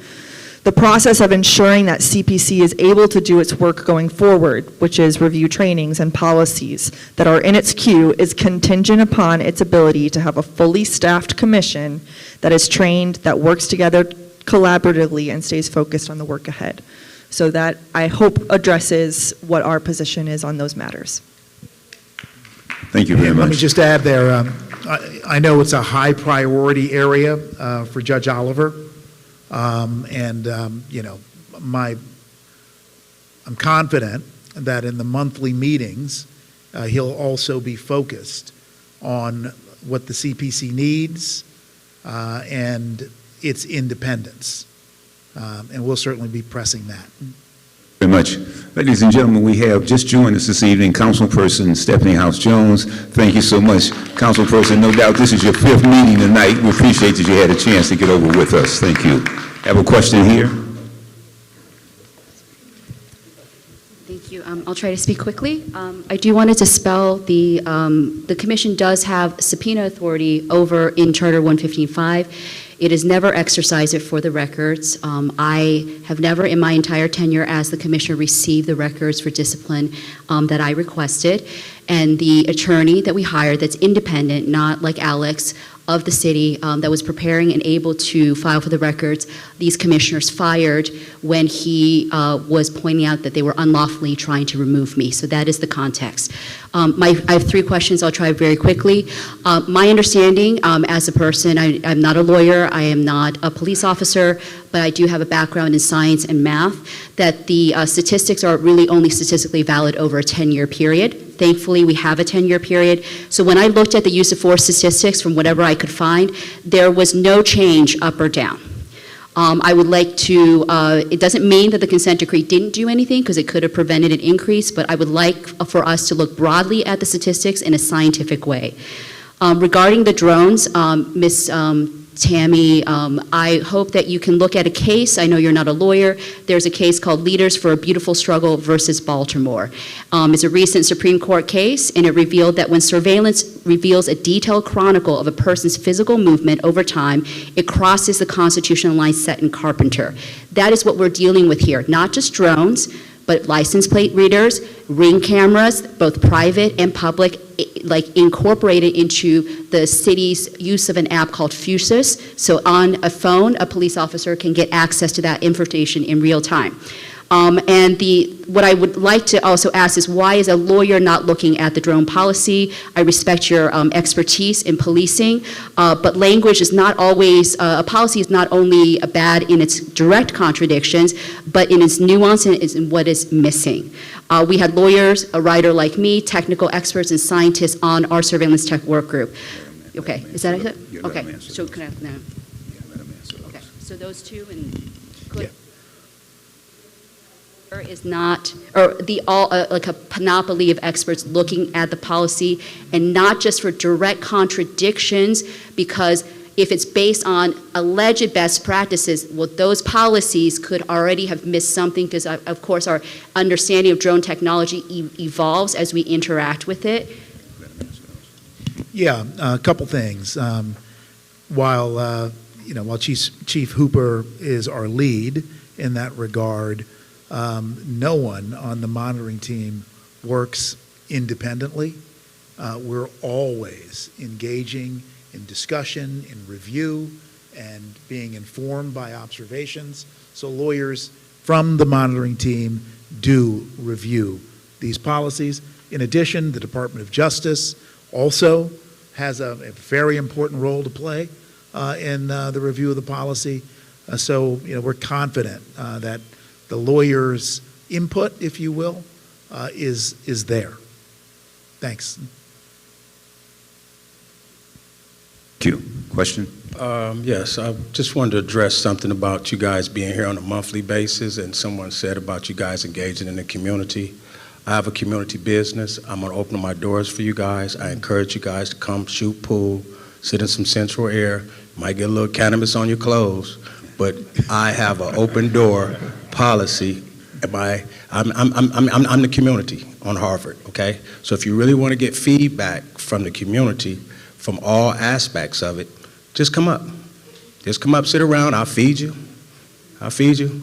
And to the audience, one thing I want to say to you guys, when you get concerned about these type of things, I personally wrote a letter to the judge. So you can personally get involved. I didn't see a lot of people here today. I'm not saying that you ducked or anything, but if you could, it would be best that you go and hear it for yourself. You have to participate and hear things for yourself. You can't keep relying on technology. You have to look at humans and communicate that way. Okay, that's what I would suggest, because I wrote a nice detailed letter about what I felt was going on, and it was a knock on both parties. I said, hey, I need to see a punchline to where we have an end date. And I do need to see sanctions. I am aware of the law. I represent myself, and I know all the policies. There can be sanctions like this gentleman just stated here. There can be penalties at $10,000 fees. It's up to the judge. But if you, us as the community, apply this pressure in the proper way and put it in its proper content in a letter to the judge expressing your concerns to the judge, because it's the judge that has the final say-so in everything. Thank you very much, and thank you for the offer that we'll take you up on. Yes, I just have a simple, I think it's simple question. In terms of perception and reality around what to expect with the end of the consent decree, Dr. Anderson has spoken to the fact in other contexts where I've heard her speak that sometimes they're 21 years. We're in year 11. I've heard as recently as earlier today with the mayor's expectation that possibly the next 2 years. And then I hear, rolling forward these assessments in the next 2 to 3 years. So I just didn't know, as we move in the community, people are asking, well, is it so long? Is it fair to have an estimated time frame considering the amount of investment on all fronts? Sure. Thank you for your question. I really wish that we could give, a reliable estimate of time. Again, if you're looking at 10 areas that need to go through a full assessment, and that we're on 3 now, with more on the way, it seems that 2 years is probably pushing it a bit in terms of an idea that the city will be in substantial compliance in those 10 areas. We don't even know what those assessments will show. So I think the way to look at this, perhaps, is that in a real way, baseball analogy, we're no longer in the batter's box. That, first or second base first base has been passed, right? And that we're moving along towards the home base. Whereas a couple years ago, you couldn't say that. And so the key is how many areas are being assessed, how are the assessments going. Nothing would make us happier than to see substantial compliance, report on that, and get on to the next assessment. Thank you. Question?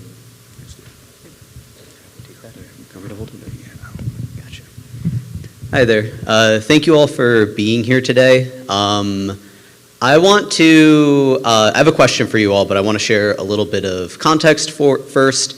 So I shared with you all at the last monitoring meeting my concern about retaliation against a community member, Antoine Tolbert.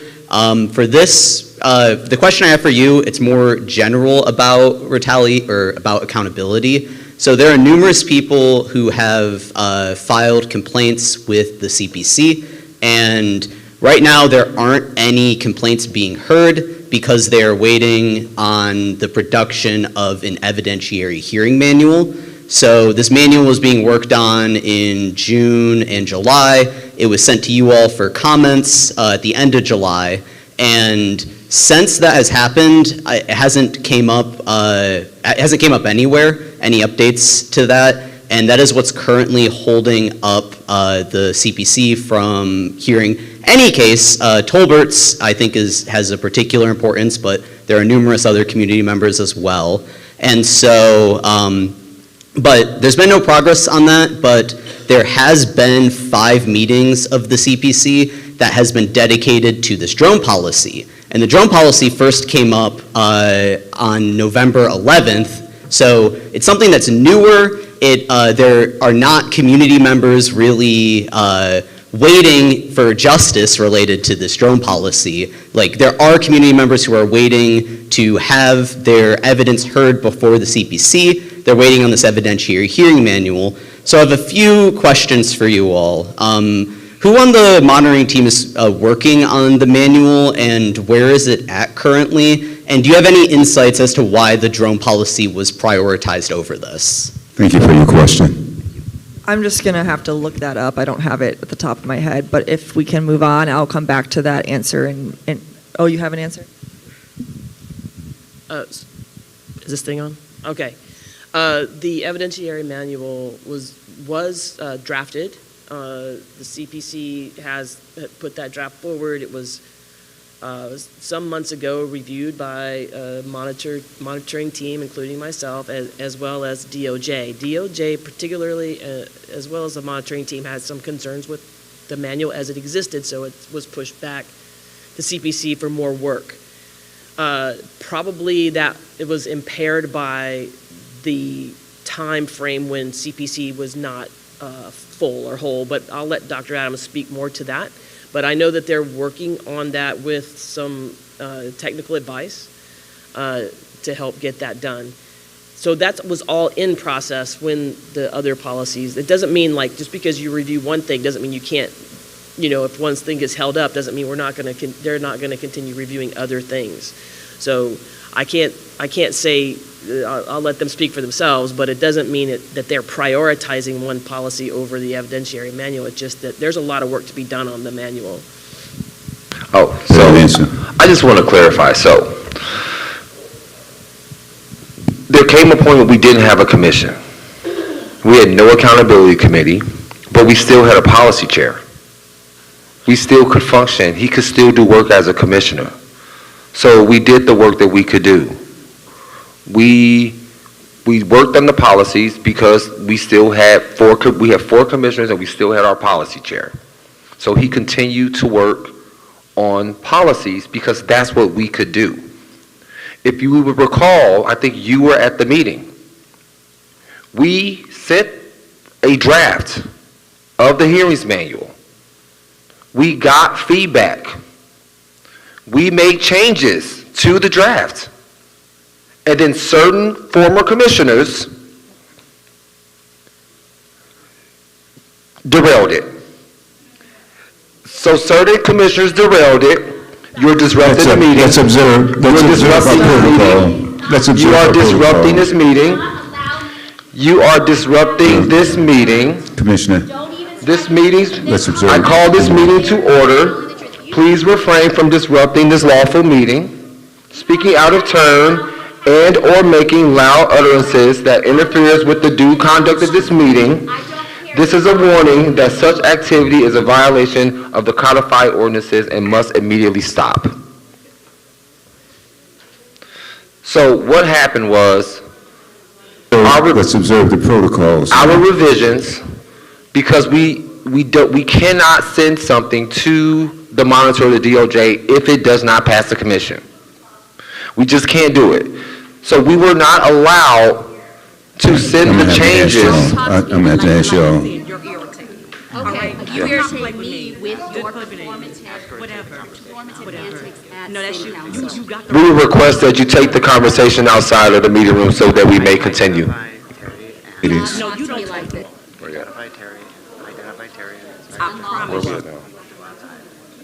Where we at here? Just a minute. Can I? Identify the Officer, can I have some assistance over here? Terry Wong, we're going to ask you to please, and Councilwoman House Jones and Commissioner Wong, we were going to ask you to please stop with the side conversation. So basically, just to make a long story short, we were not able to send our revisions because we didn't have the vote. This is crazy. You are not even an adult that can make a decision. Identify them again. Every time. Terry Wong And Councilmember. and Councilwoman House Jones, Take it outside. please take the conversation outside of the meeting space.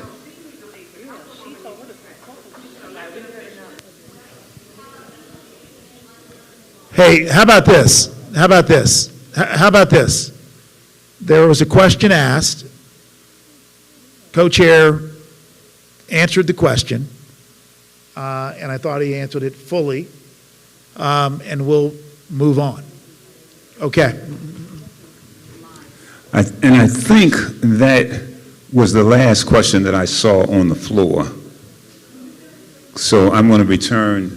Oh, no, I'm sorry, there's one last one. This will be. Oh, I thought he was finished. I thought the monitor said he was finished. We're going to call order back to the meeting, and I'll just make, so no one please talk out of turn. So all I just wanted to say is that there came a point where we were moving on that work, but we all know, because we all witnessed it, that there were disruptions at every accountability meeting and oftentimes policy meetings. And so we had to stop a lot of meetings due to disruptions. And so that work stopped. And then once, that happened, then the commissioner's terms expired, and we just got them appointed on March 10th. So if you want some clarification, that would be where we are now. And our first accountability meeting that we were supposed to have was actually canceled due to disruptions. Move over to my next questions over here. I'm calling the meeting to order. Please stop talking. This is your last warning. Terry Wong, this is your last warning. I am unable to inform the public due to your disruption. I am unable to communicate with the public. You are disrupting this meeting by not allowing me to answer questions for the public. All right, let me just, sorry to interject here. I think we're at the point, excuse me, I think we're at the point where the monitoring team's, report. Excuse me 1 second. I'm calling this meeting to order. This meeting cannot continue with its business due to the disruption. As a result, I move that we recess until the disruption is concluded. Meeting is in recess as called by the chair. We must clear the room.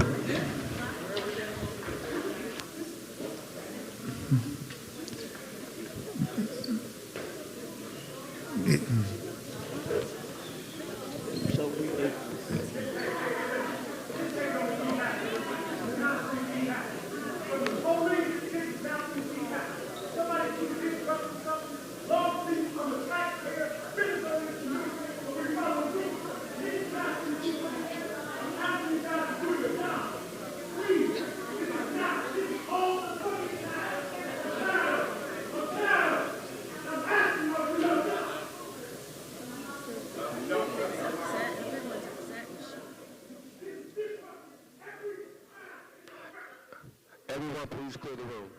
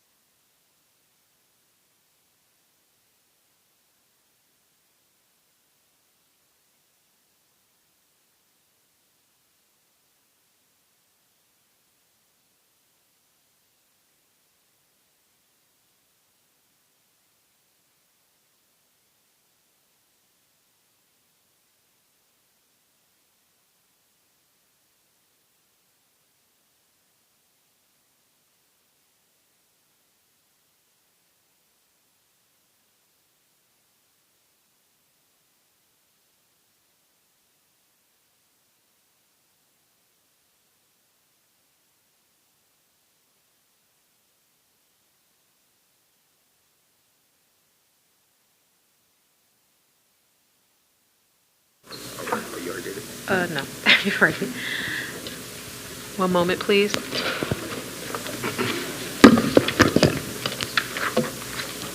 Co-Chair Adams. Aye. Commissioner Chura. Commissioner Coleman. Commissioner Kincaid. Aye. Commissioner Mason. Aye. Commissioner Miller. Aye. Commissioner Monero Benito. Aye. Commissioner Rodriguez. Aye. Commissioner Van Leer. Aye. And I vote yes to extend the meeting. Thank you. That passes. So we're going to move up forward with the next item on the agenda, and that will be presented by our Policy Committee Chair.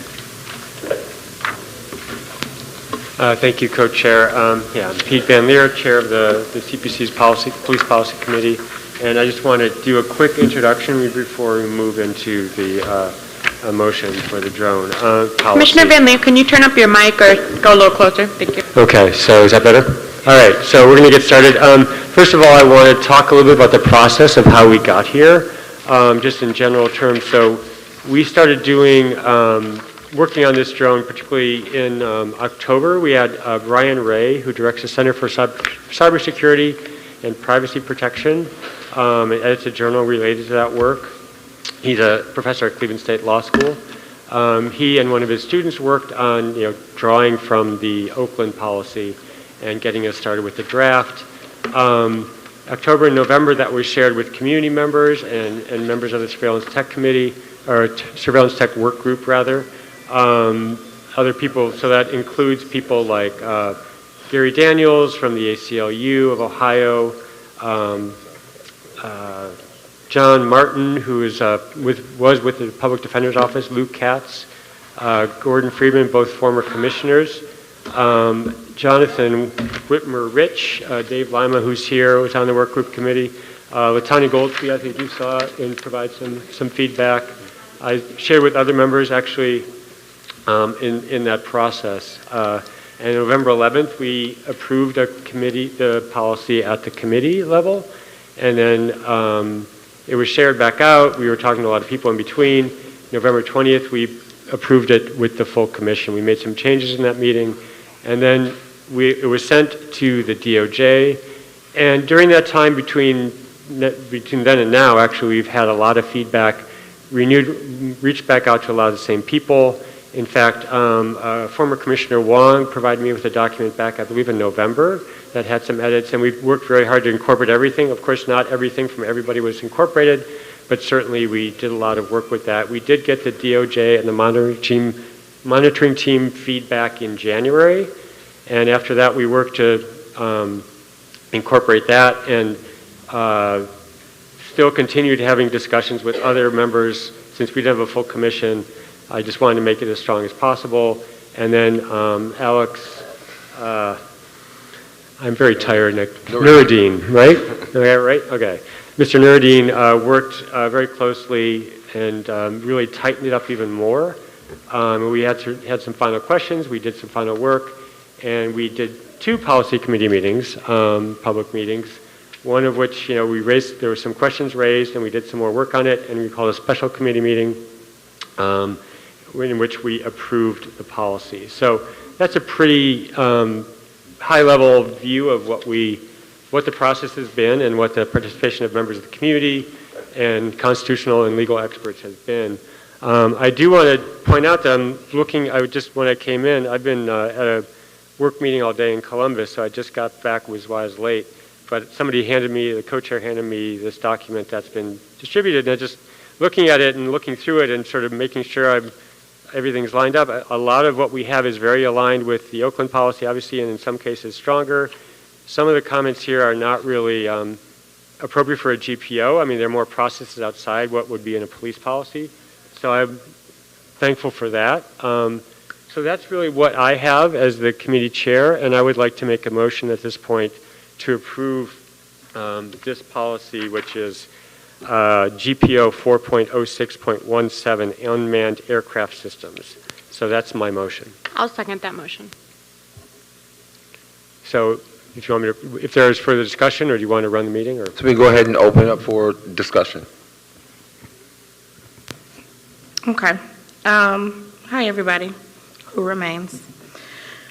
So, as I've expressed to the co-chairs, I had several questions around this. As it's been pointed out over and over again, there are some of us who are novice to this work, which I think is kind of the point of us being new here, that we should have questions about what we're doing. And so I had some concerns that I've had an opportunity to discuss with Pete and to discuss with the co-chairs. Some of them were around specifics, around the pre-authorized discretion and determining what specifically constitutes the implementation of the drone in a specific circumstance based on who gets to make the decision, first of all, and that who gets to make the decision, from my interpretation of it, changes based on the circumstance. Is that what I'm to understand? So if the circumstances, if it rises to a level that the person that is the person in charge on the scene can make the decision for themselves, right? And then there are more extreme circumstances, so like it can never be used for crowd management, as we've talked about, right? But if there is a protest where it's determined that there is something illegal going on, or that protest is, violating public safety or whatever, the person there in charge does have to escalate that before they can make the decision to send a drone. So yeah, there are, to the chair, there are uses that are pre-approved, that there is no higher level of approval needed. Then there is those levels of approval there are situations where there is higher level approval and there's prohibited uses. So they all interact, but for example, crowd management, that is not, if there's a pre-approved safety plan and the drones are part of that and it complies with all the other rules like FAA rules and such, then that can be used in that way. But if there's something happening, there's a demonstration or protest, and there's, in a very specific language, probable cause that a crime is being or has been committed or public safety is endangered, that there are standards there. So there's a lot of checks there, and when you get to a certain point, you do need to get higher level approval, and there's an accountability chain, and then there's review, regular review that we would be conducting and others as well. Okay. I'll have more questions about that later, but I also wanted to know, in terms of, I read something about a report that has to be created anytime the drone is used. And they have 30 days to make that report, and there's also 30 days to retain whatever is captured on the drone. Is that correct? They get 30 days of retention of the information captured? To the chair, yeah, the data retention piece is aligned with the rest of the CDP policy. That it's generally, my understanding is, it's throughout the policies, not just this policy, is a 30-day retention. Okay. And then they get 7 days beyond that 30-day period to give us a report of why they used the drone and what they used it for. Mr. Nuruddin, can you, I'm sorry, I'm not having a response right away. The 30-day retention period is correct.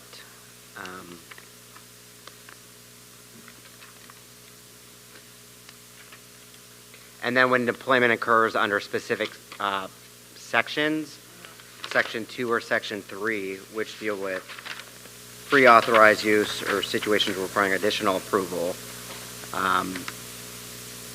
a report shall be provided within 7 days after that 30-day period. So I do understand that correctly. It's 30 days, same as the retention, and then they have 7 additional days to provide us with a report of that usage. Through the chair, those are two different issues. Like the retention is data. Right. If you look at Section 16, accountability, I did a Control F, right? So Section 16H, it has the 7 days. A copy of the report shall be provided to the Commission within 7 days. Division now within 30, so if I'd like, I could read it. When a deployment under Sections 2 or 3 occurs, the division shall within 30 calendar days complete a report describing the specific circumstances of each use, explaining how those circumstances satisfy the Fourth Amendment requirements. A copy of the report shall be provided to the Commission within 7 days. So the data retention is separate. That has nothing to do with that. But the 30 days here is about, the reports. Okay. And then,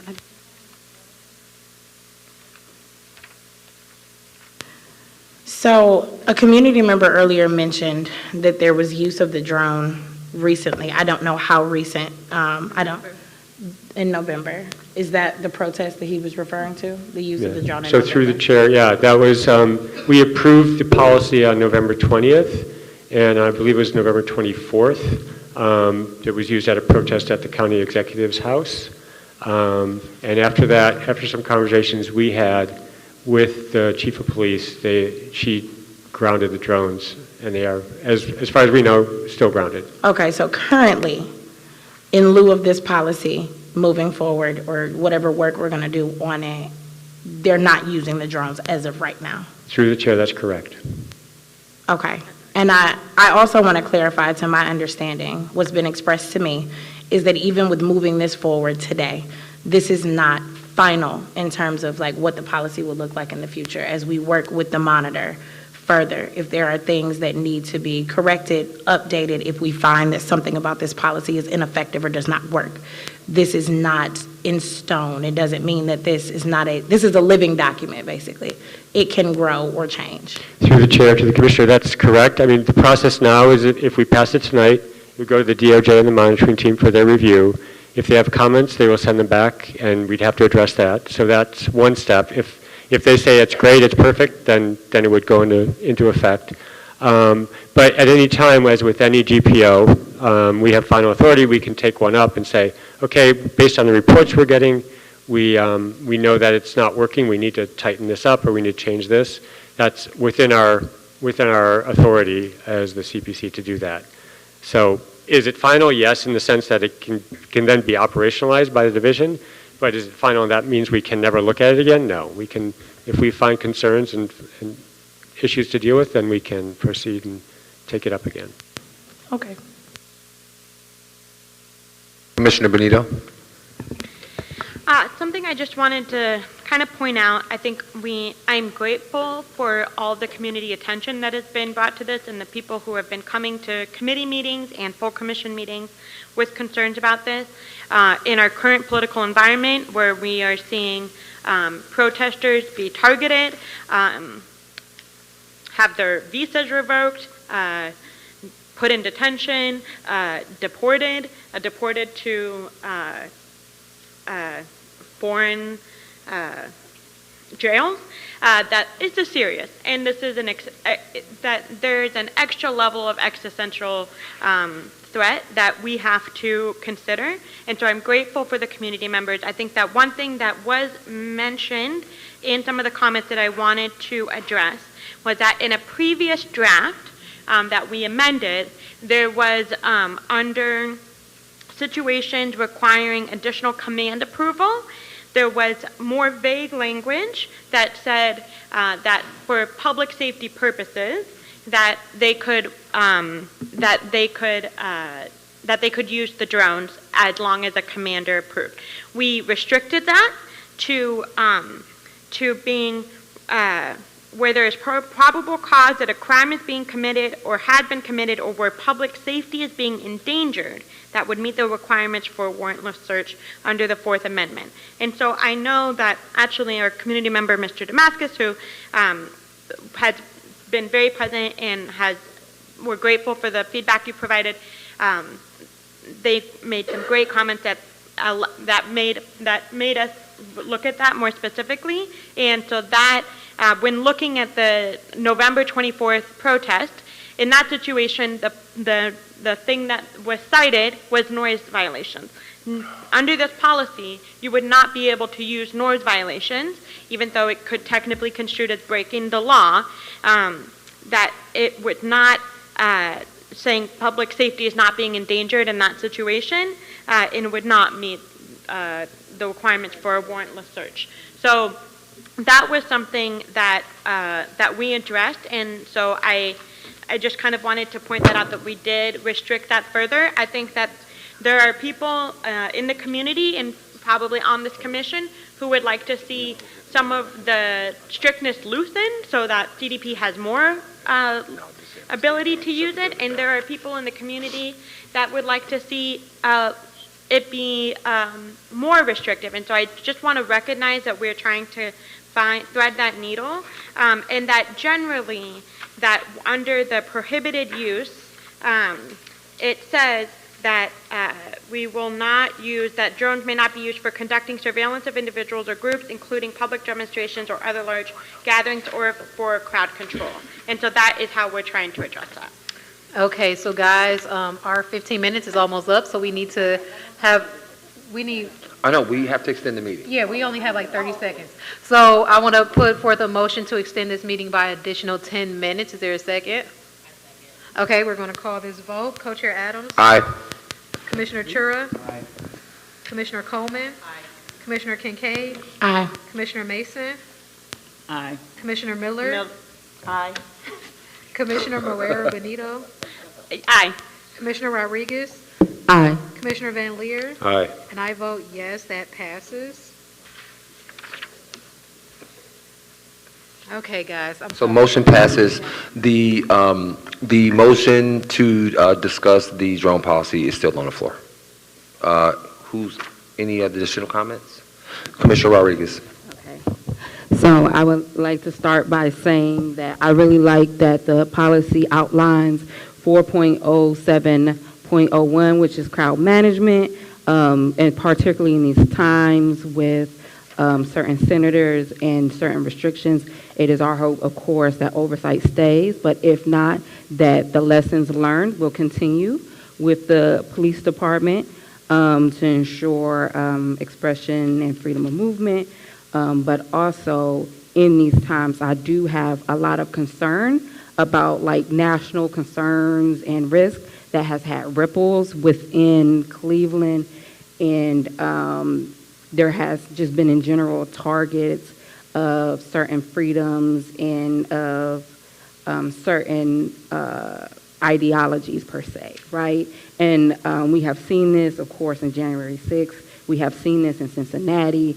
And I'm going to publicly say that I have a concern with Pride coming up, and that there's a lot of rhetoric. And I personally feel that in proper usage, that this technology can help to ensure safety, right? In particular, in certain climates, that what was outlined as certain steps, which includes observers and the pilots, is the first step. Then to relay the concern to the officer in charge. Then to relay it to the chief or the designee. How much time would that take? Then to turn on the droid, which is approximately 45 seconds at minimum, assuming that there's no technical issues, right? And then to deploy it to the area of concern, right? And I'm not saying this for every instance, but particularly in high instances, and we even seen just recently how things can turn quick very fast. So my concern is really the escalation, and particularly if emerging situations occurred, and possibly that time, which may impact all stakeholders, from residents to officers to businesses, etc. Commissioner Coleman. Two quick comments. I'd like to expound upon my reasoning and how my vote will go today. So my understanding coming to this is that the technology does currently exist within the Cleveland Police Department. However, it's not on. It's green. Testing. No. Here, you want to hand me that one? Here, we'll just switch. Oh, wait. Oh, well, it's got tape over the thing. Can I turn it on? We only have, not a lot of time. So turn that off. Okay, is this better? Let me get my notes. Okay. All right. coming to this vote, my understanding is that this technology currently does exist within the Cleveland Police Department. However, no policy exists. So in response to the comments of this is a policy that is increasing drone usage, that's just, my understanding is it exists and there's no policy, so I do not see this policy as increasing drone usage. When I came newly to the policy committee and reviewed this, my main concern was to ensure that surveillance could not occur simply for purposes of surveilling. And I see no loophole in this policy allowing for surveillance. And if there is a legitimate loophole, I would need a commissioner to point that out to me.